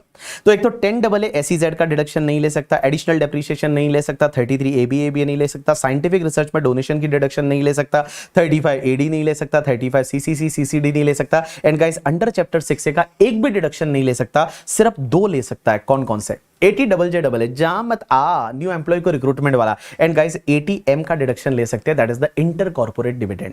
यहां पे 80LA क्यों नहीं बोला हुआ है? क्योंकि 80LA IFSC वालों को मिलता है, इंटरनेशनल फाइनेंशियल सर्विस सेंटर, वहां सर्विस वाली कंपनियां रहती है, बट ये तो मैन्युफैक्चरिंग है, तो 80LA तो ऐसे भी नहीं मिलेगा उसको करके, ठीक है। तो दैट्स व्हाई गाइस यहां पे मैं बताऊं कोई भी डिडक्शन अंडर चैप्टर 6 से नहीं मिलेगा, लेकिन 2 मिलेगा, एक तो 80JJAA मिलेगा और एक 80M मिलेगा। अब एक बात समझना, इससे रिलेटेड अगर कोई भी पुराना कोई लॉस या अनअब्सॉर्ब्ड डेप्रिसिएशन है, देखो ये कंपनी नया है तो ऐसा क्वेश्चन आता ही नहीं है, लेकिन क्या होता है आगे जाके, मान लो फॉर एन एग्जांपल इस कंपनी के साथ में कोई दूसरी कंपनी अमलगमेट हो जाती है, और वो जो पुरानी कंपनी जो अमलगमेट हो रही है वो कंपनी का अगर कोई पुराना कोई लॉस है, अनअब्सॉर्ब्ड डेप्रिसिएशन है जो इन सेक्शंस की वजह से है, तो वो लैप्स हो जाएगा, उसको आपको इग्नोर करना पड़ेगा। अब एक और चीज समझना गाइस, यहां पे किसी भी साल में अगर आपका ये कंडीशन है उसका वायलेशन हो गया, किसी भी साल में ये कंडीशन का वायलेशन हो गया, तो फिर आप 115 BAB से बाहर हो जाओगे और फिर आप पे नॉर्मल प्रोविजन लग जाएंगे। लेकिन गाइस इसमें एक चीज ध्यान रखना, अगर आपका कंडीशन का वायलेशन हो रहा है, कंडीशन नंबर 3, 4 या 5 का, 3, 4 या 5 का मतलब आपका प्लांट एंड मशीनरी है वो 20% से ज्यादा सेकेंड हैंड हो गया, या फिर आपने कोई ऐसी बिल्डिंग यूज कर दी जो पहले होटल या कन्वेंशन सेंटर यूज हुई थी, या आपका बिजनेस मैन्युफैक्चरिंग बिजनेस नहीं रहा, अगर ये 3 कंडीशन का वायलेशन हुआ ना, तो यहां पे लॉ मेकर्स बोलते हैं कि आप 115 बेब से बाहर निकल के और 115 बा में जा सकते हैं, और यहां पे 15% की रेट से जो टैक्स लगता है उसकी जगह अब आपको 22% की रेट से टैक्स लग जाएगा और आप 115 बा में चले जाएंगे। यू गॉट माय पॉइंट और नॉट? यस। अब एक और चीज समझना गाइस, अगर आपको ये सेक्शन का बेनिफिट लेना है ना 115 बेब का, तो आपको अपना जो पहला रिटर्न, फर्स्ट रिटर्न, क्योंकि कंपनी न्यू है, ऑन और आफ्टर 1 अक्टूबर 2019 के बाद में इनकॉर्पोरेट हुई है, तो जो पहला रिटर्न फाइल करेंगे ना, वो पहले रिटर्न के साथ में रिटर्न फाइलिंग की ड्यू डेट से पहले पहले उनको एक फॉर्म नंबर 10 ID फाइल करना पड़ेगा, और अगर आपने 10 ID फाइल किया up to the due date of return filing, यहां लिखा हुआ है फर्स्ट रिटर्न, तो ही आप इस सेक्शन का बेनिफिट ले पाएंगे। और एक बार अगर आप इस सेक्शन में आ जाते हैं तो फिर भैया आपको हमेशा इस सेक्शन में रहना पड़ेगा करके, बट ऑब्वियसली कंडीशन का वायलेशन हो गया तो फिर आप इस सेक्शन से बाहर आ जाओगे। उसके बाद में 115 BAB सबसेक्शन 6 है, मैं आपको ऑलरेडी बता चुका हूं कि एओ आपकी इनकम निकालेगा, और एओ को प्रॉफिट लगता है, सुपर प्रॉफिट है, एक्स्ट्रा प्रॉफिट है, तो एक्स्ट्रा प्रॉफिट पे 30% की रेट से टैक्स लग जाएगा। अब एक और चीज समझना, यहां पे जो कंपनियां हैं उसके बीच में एक कंपनी 115 BAB ले रही है और दूसरी कंपनी नहीं ले रही, और गाइस यहां पे एओ को लगता है तो यहां पे ये सेक्शन लगा सकता है। एंड गाइस 20 करोड़ से ज्यादा का अगर ट्रांजैक्शन है तो वहां पे ट्रांसफर प्राइसिंग के प्रोविजन भी लग जाएंगे, वो स्पेसिफाइड डोमेस्टिक ट्रांसफर के स्पेसिफाइड डोमेस्टिक ट्रांजैक्शन की कैटेगरी में आ जाएगा। चलिए 115 BAC एक सेक्शन है, उसको थोड़ी देर के बाद में पढ़ते हैं, उससे पहले मैं आपको 115 BAD बता दूं। अब एक बात समझना, 115 BAD सेक्शन है ना, वो है कोऑपरेटिव सोसाइटीज के लिए। जो कोऑपरेटिव सोसाइटीज होती है वो कोऑपरेटिव सोसाइटी के लिए है, रेजिडेंट कोऑपरेटिव सोसाइटी। अब एक बात समझना, रेजिडेंट कोऑपरेटिव सोसाइटी के केस में अभी मैंने कोऑपरेटिव सोसाइटी का टैक्स रेट क्या बताया था कि up to 10,000 10%, more than 10 to 20,000 20%, more than 20,000 30%, और सरचार्ज लगेगा डोमेस्टिक कंपनी जैसे। अब एक बात समझना, कोऑपरेटिव सोसाइटी के लिए भी अल्टरनेट टैक्सेशन रिजिम दिया है अंडर सेक्शन 115 BAD, और इसमें बोला कि अगर कोई भी डोमेस्टिक कोऑपरेटिव सोसाइटी है, मींस रेजिडेंट कोऑपरेटिव सोसाइटी है, वो चाहे तो टैक्स पे कर सकती है 22% की रेट से, बट ऑब्वियसली 10% आपका सरचार्ज रहेगा, 4% हेल्थ एंड एजुकेशन सेस रहेगा। और गाइस मैं बता दूं, ये जो सेक्शन है ना 115 BAD, ये एग्जैक्ट रेप्लिका है 115 BAA का, 115 बा। और 115 बा किसके लिए था? डोमेस्टिक कंपनी के लिए था। ये किसके लिए है? आपकी रेजिडेंट कोऑपरेटिव सोसाइटी के लिए है। अब यहां पे टैक्स रेट क्या हो जाएगा? वहां 20% 22% था, यहां पे भी 22%, बट इफेक्टिव टैक्स रेट 25.168% हो जाएगा। स्पेशल रेट की इनकम स्पेशल रेट से टैक्सेबल होगी। अब एक चीज समझना, यहां पे AMT आपको नहीं लगेगा, बट पुराना अगर AMT क्रेडिट है तो वो आपका लैप्स हो जाएगा। यहां पे कुछ चीजें उसको सरेंडर करना पड़ेगा, जैसे 10AA नहीं मिलेगा, आपका एडिशनल डेप्रिसिएशन नहीं मिलेगा, 33 ABA नहीं मिलेगा, साइंटिफिक रिसर्च में डोनेशन की डिडक्शन नहीं मिलेगी, उसके बाद 35 CCC नहीं मिलेगी, 35 AD नहीं मिलेगी, और एनी डिडक्शन अंडर चैप्टर 6 से नहीं मिलेगा, एक्सेप्ट 80JJAA मिलेगा एंड 80LA मिलेगा। बाकी जितने भी पॉइंट है मैं बता दूं, that is same as section 115 BAA। अब एक और चीज समझना, ऐसी की ऐसी एक सेक्शन है 115 BAE। अब गाइस एक बात बता दूं, 115 BAE is basically similar to the section 115 BAB, और 115 बेब में क्या था कि न्यू मैन्युफैक्चरिंग डोमेस्टिक कंपनी है, उसको 15% की रेट से टैक्स लगेगा। सिमिलर सेक्शन यह है कि अगर कोई भी new resident manufacturing cooperative society है तो उसको टैक्स लगेगा 15% की रेट से। तो देखिए यहां क्या दे रखा है, manufacturing resident cooperative society setup and registered होनी चाहिए बिटवीन द 1 अप्रैल 2023 से लेके और बिजनेस चालू कर दिया है टिल 31 मार्च 2024 के बीच में। तो ये एक साल इसी पर्टिकुलर साल में ये इनकॉर्पोरेट होना चाहिए, रजिस्टर्ड होनी चाहिए ये कोऑपरेटिव सोसाइटी और बिजनेस चालू कर दिया है टिल 31 मार्च 2024। बाकी टैक्स रेट क्या रहेगी, 15% रहेगी। बाकी जितने भी पॉइंट है सेम है सेक्शन 115 बेब। इस पे भी एएमटी आपका नहीं लगेगा और एएमटी का क्रेडिट का तो सवाल ही नहीं, क्योंकि पहला रिटर्न फाइल करते टाइम ही आपको इस सेक्शन का बेनिफिट लेना पड़ेगा। अब एक और चीज समझना, यहां पे जो कुछ कंडीशन है ना जो 115 बीएबी में थी और यहां पे कुछ कंडीशन है, थोड़ा सा फर्क है, वो मैं बता दूं। जैसे उसमें वहां पे क्या था कि वो डोमेस्टिक कंपनी मैन्युफैक्चरिंग वाली सेटअप एंड रजिस्टर्ड होनी चाहिए ऑन और आफ्टर 1 अक्टूबर 2023 और बिजनेस चालू हो जाना चाहिए टिल 31 मार्च 2024 तक। यहां पे कैसा है पता है, It has to be set up and registered on or after 1/4/2023 and बेटा 31 मार्च 2024 तक बिजनेस चालू हो जाना चाहिए। उसके बाद जो कंडीशन नंबर 2 है ना वो सेम वहां पे थी वैसे की वैसी, वो प्लांटेड मशीनरी वाली कंडीशन। यहां पे कंडीशन नंबर 3 है वो सेम एज वहां पे जो कंडीशन नंबर 3 थी। मिस 2 तो वहां पे वो थी कि बिजनेस है वो न्यू होना चाहिए, it should not be split up और रिकंस्ट्रक्शन, वो वाली 3 है वो सेम एज 3। अब एक बात समझना, यहां पे कंडीशन नंबर 4 है ना वो वहां की कंडीशन नंबर 5 जैसी है। एक बात बताऊं, अपन ने पता है 115 बेब में एक कंडीशन पड़ी थी कि कोई भी ऐसी बिल्डिंग यूज नहीं करेंगे जो पहले एज अ होटल या कन्वेंशन सेंटर यूज हुई है, वो अपन ने कंडीशन पड़ी थी। वो कंडीशन यहां पे नहीं है, वो जो कंडीशन है वो यहां पे नहीं है। In this particular section there is no that condition. In this particular section वो कंडीशन नहीं है, यहां पे वो कंडीशन नहीं है कि ऐसी कोई बिल्डिंग जो पहले एज अ होटल या कन्वेंशन सेंटर यूज की थी वो आप यूज नहीं करोगे, वो कंडीशन यहां पे नहीं है। बाकी सब कंडीशन जो वहां पे थी वैसी की वैसी यहां पे है करके। और बेटा फर्स्ट रिटर्न फाइल करने से पहले पहले आपको इस सेक्शन का बेनिफिट लेना पड़ेगा करके, ठीक है, डन। अब एक और चीज समझना गाइस, अब आपकी लास्ट एक स्पेशल वाली जो सेक्शन है that is the 115 BAC. Yes people, now next section is a 115 BAC। 115 BAC भाई साहब ये सेक्शन में इस बार अमेंडमेंट हुआ है और अमेंडमेंट क्या है समझने की कोशिश करना। तो सबसे पहली चीज ये सेक्शन है 115 BAC, ये बोलती है कि individual HUF AOP BOI artificial juridical person. अरे sir, individual HUF AOP BOI artificial juridical person के केस में तो आपका स्लैब रेट वो था ना up to 2,50,000 there is no tax, 2,50,000 to 5 lakh, 5%, 5 lakh to 10 lakh, 20% more than 10 lakh, 30%। But guys यहां पे अगर आप 115 बीएसी लेते हो तो 115 बीएसी अभी आपका डिफॉल्ट टैक्सेशन रिजिम है और ये सेक्शन बोलती है कि यहां पे आपकी ये स्लैब रेट लगेगी up to 3 lakh there is no tax, 3 lakh to 7 lakh 5%, 7 lakh to 10 lakh 10%, 10 lakh to 12 lakh 15%, 12 lakh to 15 lakh 20% and more than 15 lakh 30%।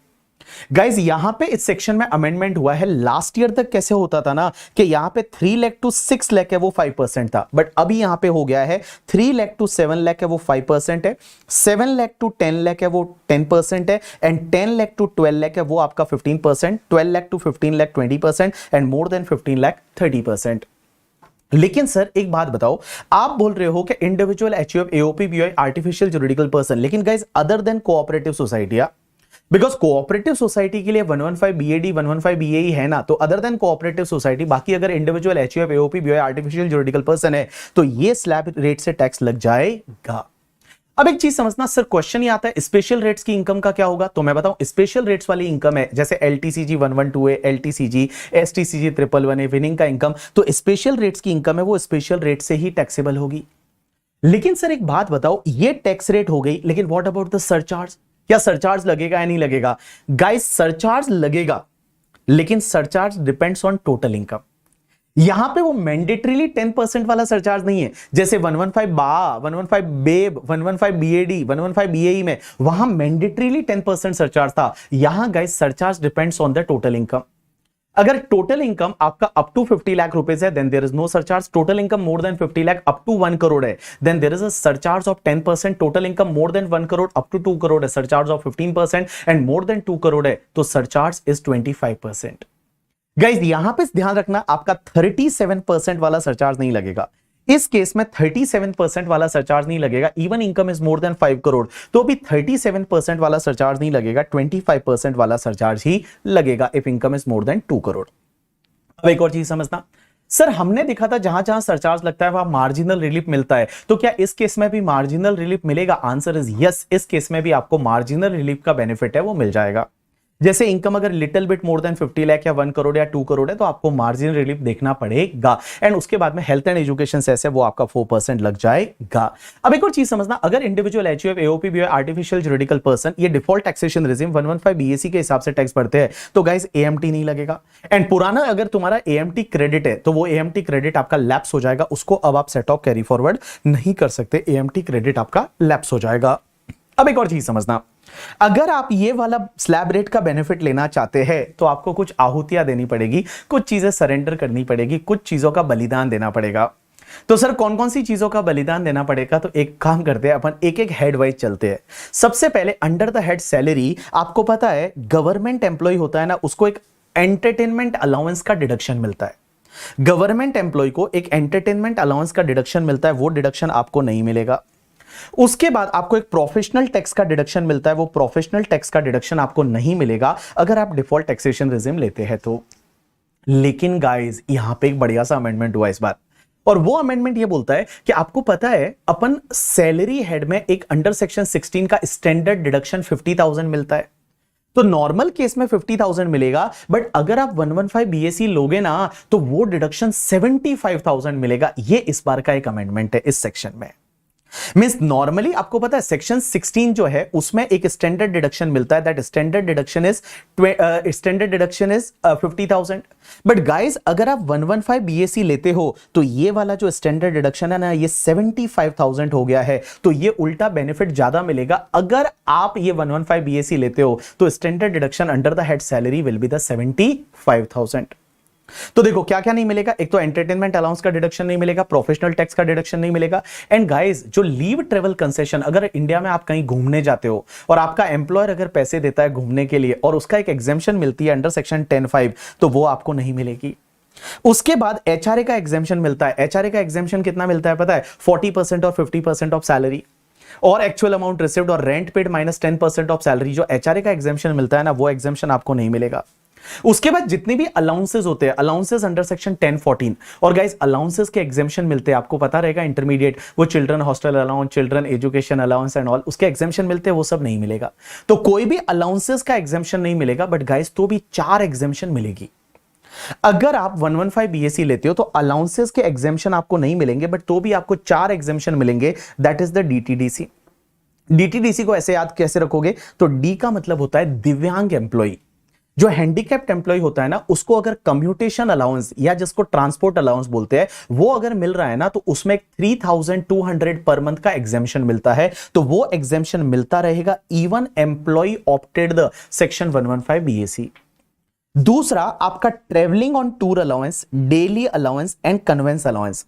Guys ये travelling on tour allowance, daily allowance and conveyance allowance, इसमें क्या होता है जितना आप actual में expenditure करते हैं उतना एग्जेम्प्ट हो जाता है, तो वो वाला एग्जेम्पशन आपको मिलता रहेगा even you are opting 115 BSC. अब एक और चीज समझना, ये तो बात हो गई सैलरी की। अब आप एक बात समझना हाउस प्रॉपर्टी में। हाउस प्रॉपर्टी में अगर आपका कोई सेल्फ ऑक्यूपाइड प्रॉपर्टी होता है ना तो सेल्फ ऑक्यूपाइड प्रॉपर्टी के केस में यू नो दैट आपको एक इंटरेस्ट का डिडक्शन मिलता है अप टू 2 लाख रुपीज और 30,000, वो नहीं मिलेगा। तो 115 बीएससी ले रहे हैं तो आपका सेल्फ ऑक्यूपाइड प्रॉपर्टी के केस में जो आपका सेल्फ ऑक्यूपाइड प्रॉपर्टी है वो सेल्फ ऑक्यूपाइड प्रॉपर्टी में आपको जो 30,000 या 2 लाख का डिडक्शन है वो आपको नहीं मिलेगा। तो एसओपी का इनकम ऑलवेज निल रहेगा करके, ठीक है। लेकिन जो एलओपी डीएलओपी है, एलओपी का मतलब लेट आउट प्रॉपर्टी, डीएलओपी का मतलब deem to be let out property. तो गाइस एलओपी डीएलओपी के केस में आपको इंटरेस्ट का डिडक्शन मिलेगा और एलओपी डीएलओपी में लॉस आ सकता है, लेकिन एक चीज ध्यान रखना, अगर एलओपी डीएलओपी में आपका लॉस आता है ना तो वो लॉस किसी और हेड से सेट ऑफ नहीं कर सकते। नॉर्मल केस में क्या होता है कि अगर हाउस प्रॉपर्टी हेड का लॉस है तो वो किसी और हेड से सेट ऑफ हो सकता है up to the 2 lakh rupees. But guys अगर 115 बीएससी ले रहे हैं और एलओपी और डीएलओपी में लॉस आता है तो वो लॉस किसी और हेड से सेट ऑफ नहीं कर सकते, एंड गाइज वो लॉस को आप कैरी फॉरवर्ड भी नहीं कर सकते। वो लॉस आप कैरी फॉरवर्ड नहीं कर सकते, वो आपका लैप्स हो जाएगा। तो मैंने क्या बोला, देखो सैलरी हेड में तो आपको ये बेनिफिट छोड़ने पड़ेंगे। हाउस प्रॉपर्टी हेड में, सेल्फ ऑक्यूपाइड प्रॉपर्टी में इंटरेस्ट का डिडक्शन नहीं मिलेगा। उसके बाद में let out property, deem to be let out property में लॉस आ सकता है, बट वो लॉस किसी और हेड से सेट ऑफ नहीं होगा। एंड गाइस वो लॉसेस है वो आप कैरी फॉरवर्ड भी नहीं कर सकते। अगर मैं बिजनेस की बात करूं तो बिजनेस में बेटा आपको 10 SEZ वाला डिडक्शन नहीं मिलेगा। ये बेसिकली डिडक्शन टॉपिक में मिलता है, नॉट बिजनेस में, ये डिडक्शन टॉपिक में मिलता है, बट ये नहीं मिलेगा। एडिशनल डेप्रिसिएशन नहीं मिलेगा, 33 ABA नहीं मिलेगा। साइंटिफिक रिसर्च में जो डोनेशन वाली डिडक्शन है वो आपको नहीं मिलेगा, 35 AD नहीं मिलेगा एंड 35 CCC नहीं मिलेगा। उसके बाद अगर अदर सोर्सेज की बात करूं तो जो भी माइनर की इनकम जब पेरेंट्स के हाथ में ऐड होती है ना, माइनर की इनकम जब पेरेंट्स के हाथ में ऐड होती है तो पेरेंट्स को एक 1500 पर एनम पर चाइल्ड का एक एग्जेम्पशन मिलता है, वो एग्जेम्पशन नहीं मिलेगा। जो भी तुम्हारे MP MLA होते हैं उनको क्या होता है, डेली अलाउंस या कॉन्स्टिट्यूएंसी अलाउंस मिलता है जो कि एग्जेम्प्ट होता है अंडर सेक्शन 1017, वो एग्जेम्पशन नहीं मिलेगा। एज वेल एज गाइज आपको अंडर चैप्टर 6A का कोई भी डिडक्शन नहीं मिलेगा। 80C नहीं मिलेगा, 80D नहीं मिलेगा, 80DD नहीं मिलेगा, 80TTA नहीं मिलेगा, 80TTB नहीं मिलेगा। ये सब 80 वाले जो डिडक्शन है वो नहीं मिलेंगे, बट 4 डिडक्शन मिल जाएंगे। एक तो 80JJAA मिल जाएगा, जामत न्यू एम्प्लॉय को रिक्रूट करते हैं वो वाला। एक 80CCD2 एंड 80CCH2 मिलेगा और एक 80LA मिलेगा। 80LA मींस IFSC में लोकेटेड यूनिट वाला। 80CCD2 क्या होता है कि अगर आपका एम्प्लॉयर है वो आपके लिए NPS में पैसा डालता है, न्यू पेंशन स्कीम में, तो उसका डिडक्शन आपको मिलेगा। एंड गाइस उसका डिडक्शन कितना मिलता है पता है, जितना एम्प्लॉयर ने कंट्रीब्यूशन किया और 14% ऑफ द सैलरी, क्योंकि आप 115 BAC ले रहे हो तो 14% ऑफ द सैलरी है, उतने का आपको डिडक्शन 80CCD2 में मिलेगा, वो मिलेगा।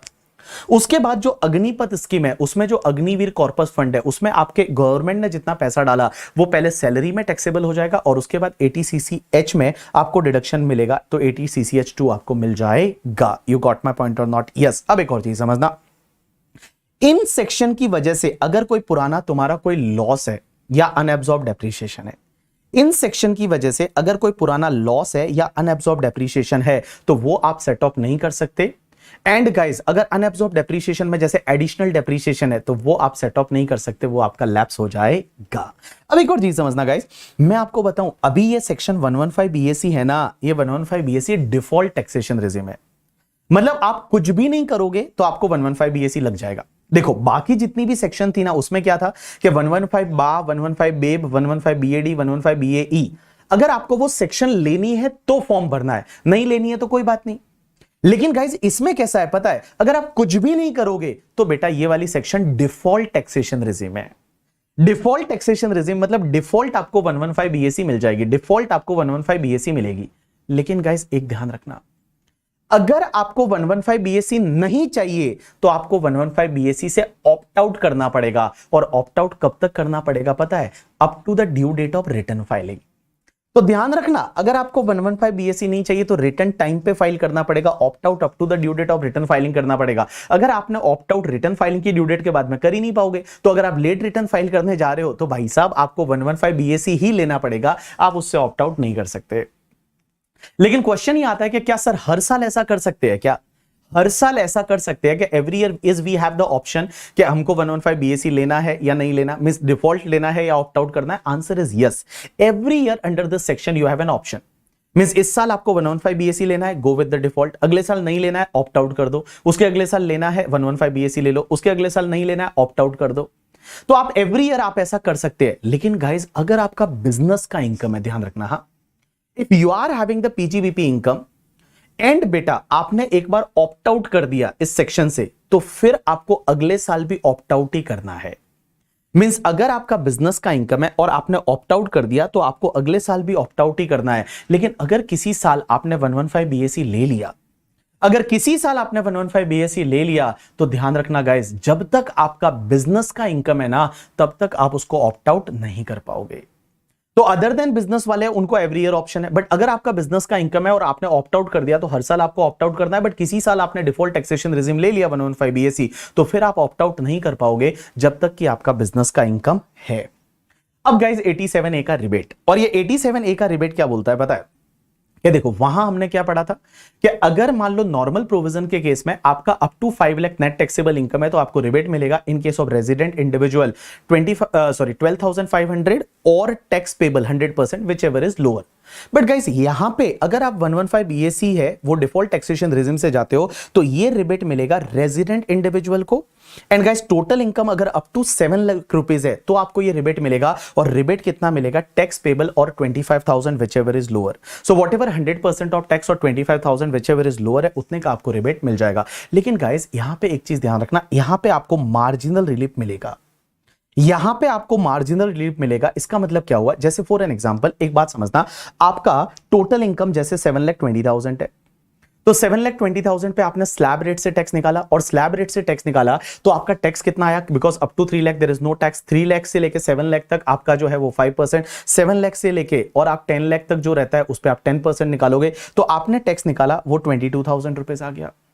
अब 22,000 रुपीज है वो आपका टैक्स आ गया। अब एक बात बताओ, आपको रिबेट मिलेगा? रिबेट तो नहीं मिलेगा ना। When your income is more then 7 lakh तो रिबेट नहीं मिलेगा, लेकिन यहां पे एक मार्जिनल रिलीफ का कॉन्सेप्ट देखना पड़ेगा। आप क्या करोगे, रिबेट तो नहीं मिलेगा, लेकिन आप क्या देखोगे कि अगर टैक्स ऑन 7 लाख की इनकम होता तो टैक्स कितना आता, 20 लाख आता, सॉरी 20,000 आता। 7 लाख की अगर आपका इनकम होता तो टैक्स 20,000 आता, बट 20,000 पे पूरा रिबेट मिल जाता, बिकॉज रिबेट तो 25,000 तक मिल सकता है। तो बेटा 7 लाख पे टैक्स आपका नील आता, और 7 लाख के ऊपर वाला इनकम है वो as it is Nirmala Sitharaman ji को दे दो, दैट इज द 20,000। तो guys whichever is lower है वो आप कंटिन्यू कर दो, तो 20,000 आपका कंटिन्यू हो गया, और ऑटोमेटिकली आपको 2,000 रुपीज का रिबेट मिल जाएगा, मींस 2,000 रुपीज का मार्जिनल रिलीफ मिल जाएगा।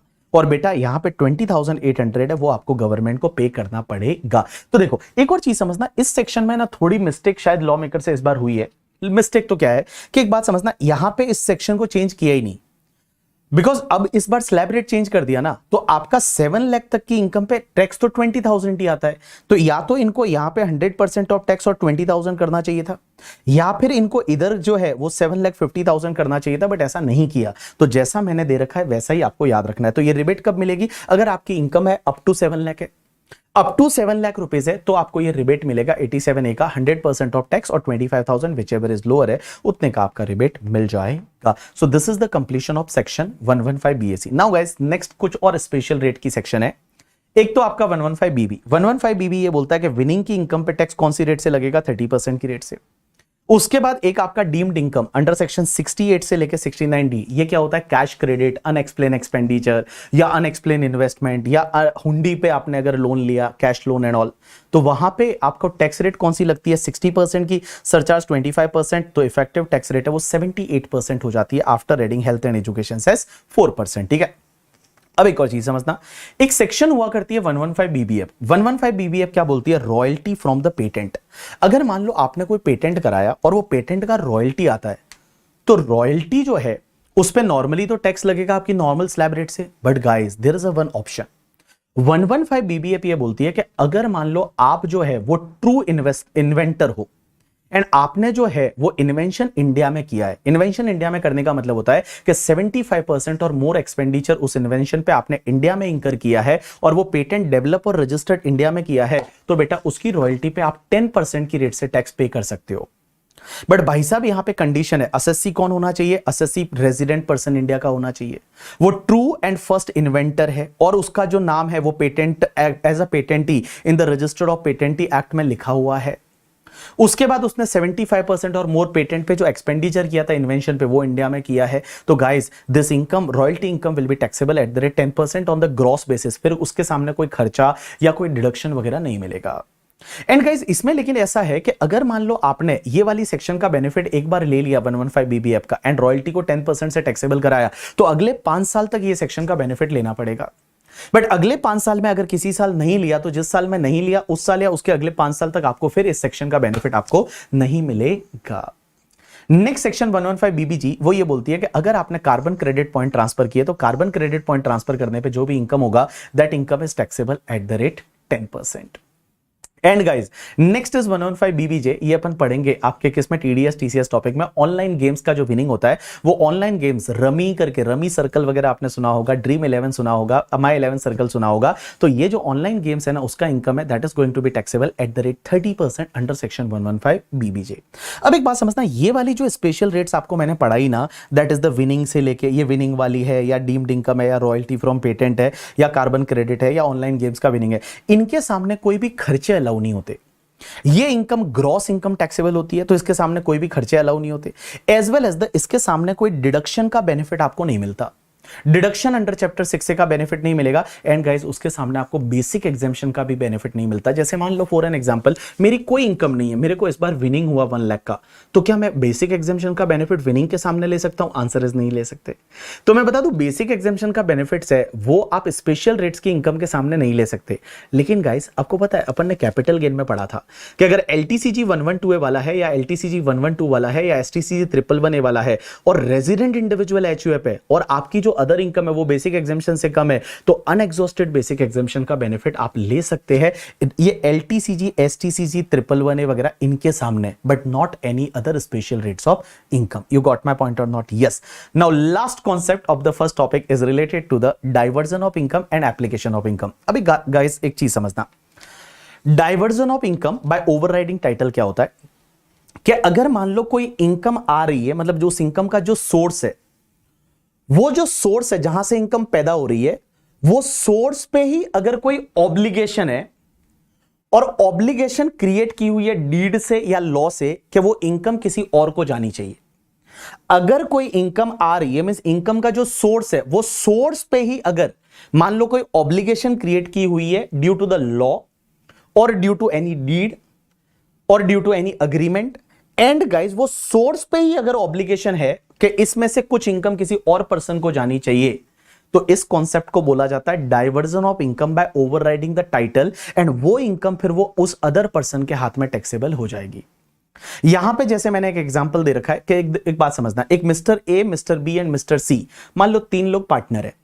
पार्टनरशिप डीड में ऐसा लिखा हुआ है कि पार्टनर ए के मरने के बाद जो भी फर्म पैसा कमाएगी उसमें से 20% प्रॉफिट है वो मिस्टर ए की वाइफ को जाना चाहिए। अब वो डीड में लिखा हुआ है अगर मिस्टर ए की डेथ हो गई तो उसके बाद देखो फर्म जो पैसा कमाएगी वहीं पे एक ऑब्लिगेशन क्रिएट की गई है, तो वो जो पैसा उसकी वाइफ को मिलना चाहिए मिस्टर ए की वाइफ को, तो मिस्टर ए की वाइफ को मिल जाएगा। तो गाइस इस पर्टिकुलर केस में ये माना जाता है कि that is the overriding of title, diversion of income by overriding of title. तो 20% इनकम है वो टैक्सेबल होगी मिस्टर ए की वाइफ के हाथ में। एक होता है application of income. Application of income क्या होता है कि जैसे आपकी इनकम आ गई, मतलब सोर्स पे कोई कंडीशन नहीं है, बट इनकम आने के बाद आप किसी को वो पैसा दे देते हो या आप किसी को डाइवर्ट करते हो, तो that is called application of income.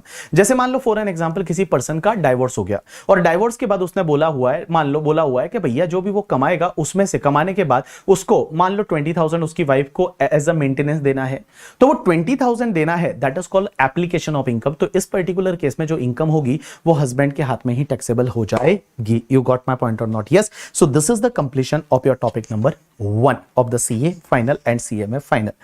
Now guys, ये आपका टॉपिक नंबर 1 हुआ। तो मैंने इसको कंप्लीट कराने के लिए 1 घंटा और 20 मिनट्स लिया है। तो शायद अगर आप इसको 1 घंटा 20 मिनट सुनोगे और कम से कम 8-10 बार तो सुन ही लेना। बट कब सुनना है? एक तो जब आप रिवीजन चालू करते हो तो पहली बार ये सुन के और फिर आप टॉपिक को रिवाइज करोगे तो फटाफट समझ जाएगा। दूसरी चीज आपको कब सुनना है? जब आप मान लो नॉन प्रोडक्टिव चीजें कर रहे हो, कहीं घूमने गए हो, टाइम पास कर रहे हो, बस में ट्रेवल कर रहे हो, कुछ करने को है नहीं, तो लेट्स रिवाइज इट ना। कम से कम समझ में तो आएगा, थोड़ा बहुत दिमाग में तो बैठेगा, कुछ याद तो रहेगा अपने को। तो भाई साहब इनकम टैक्स बहुत ही वास्ट पेपर है एंड इनकम टैक्स को समझने के लिए बहुत याद करना पड़ता है। बहुत सारी चीज़ें हैं, वो अलग अलग तरीके की है, बहुत सारे सेक्शंस वगैरह है। तो guys I request you please listen this lecture at least 4, 5, 6, 7 time. और जब भी आप अनप्रोडक्टिव काम कर रहे हो, घूम रहे हो, कहीं खाना बना रहे हो, खाना खा रहे हो, तो भाई ये देख लो करके, अगर मान लो लेटेंट नहीं देख रहे हो तो इसको देख लो करके, ये बंदे को ठीक ही बोलता है, देख लो करके, ठीक है। तो आपका काम भी हो जाएगा, बहुत सारी चीज़ें आपको याद भी रह जाएगी। एंड गाइज देखो यार, अभी जो भी आप एग्जाम दे रहे हैं अच्छा रहेगा, एग्जाम रिजल्ट भी अच्छा आएगा ऐसा मुझे लगता है करके, because may 2025 November 2025 will be the good examination, good result.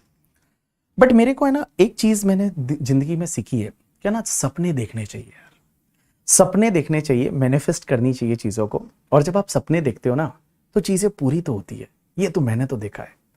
And guys you know that सपने देखने चाहिए, मैनिफेस्ट करने चाहिए, बट ओनली वो चीज नहीं करनी चाहिए। उसके लिए आपको प्रोसेस पे ध्यान देना पड़ेगा, आपको हार्डवर्क करना पड़ेगा, आपको मेहनत करनी पड़ेगी। अगर आप इसके साथ में सही नहीं हो, इसके साथ ईमानदार नहीं हो, प्रोसेस के साथ ईमानदार नहीं हो, तो जो आप सपने देख रहे हो ना, मैनिफेस्ट कर रहे हो, या जो आप ड्रीम देख रहे हो, आपका गोल है, वो अचीव नहीं होगा। सो देखो, आपको हमेशा ये सोचना है कि यस हमको सीए बनना है, it will be a very good life after becoming CA, obviously होती है। लेकिन उसके लिए देखो रिजल्ट, डिजायर रिजल्ट चाहिए, but for that this process is very important ना। Don't cheat your process, don't sacrifice with your process. अगर आपकी प्रोसेस बहुत अच्छी है ना तो डिजायर रिजल्ट अपने आप मिल जाएगा। गाइस मैंने तो ये चीजें देखी है, जब मैंने पढ़ाना चालू किया था तो I never like think that कि हमारे बीबी वर्चुअल का भी कभी वैल्यूएशन होगा या something, we never, because it is a teaching ना।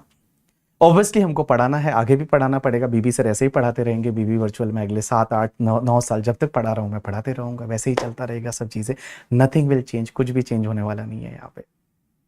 But guys I never imagine that thing, but yes I know that कि इफ आई मेरा जो काम है, मेरा काम है पढ़ाना, मैं अगर इसको सही करते रहूंगा बाकी सब चीजें अपने आप होती जाएगी, बाकी सब चीजें अपने आप होती रहेगी। It is all a by product यार।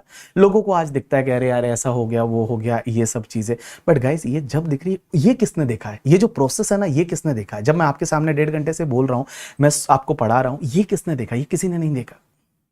सो मैं बता दूं, वो जो छोटा सा रूम है जिसमें आप बैठ के पढ़ते हो, दिन में 12-12 घंटे, 13-13 घंटे, 15-15 घंटे जब आप पढ़ते हो और आपके साथ में कोई नहीं है, किसी से बात नहीं हो रही, आप अकेले हो, मैं बताऊं एक दिन उसका रिजल्ट पक्का मिलेगा और 101% मिलेगा। ठीक है, so all the best guys, thanks a lot, that's enough for today from my side, see you in the next revision lecture.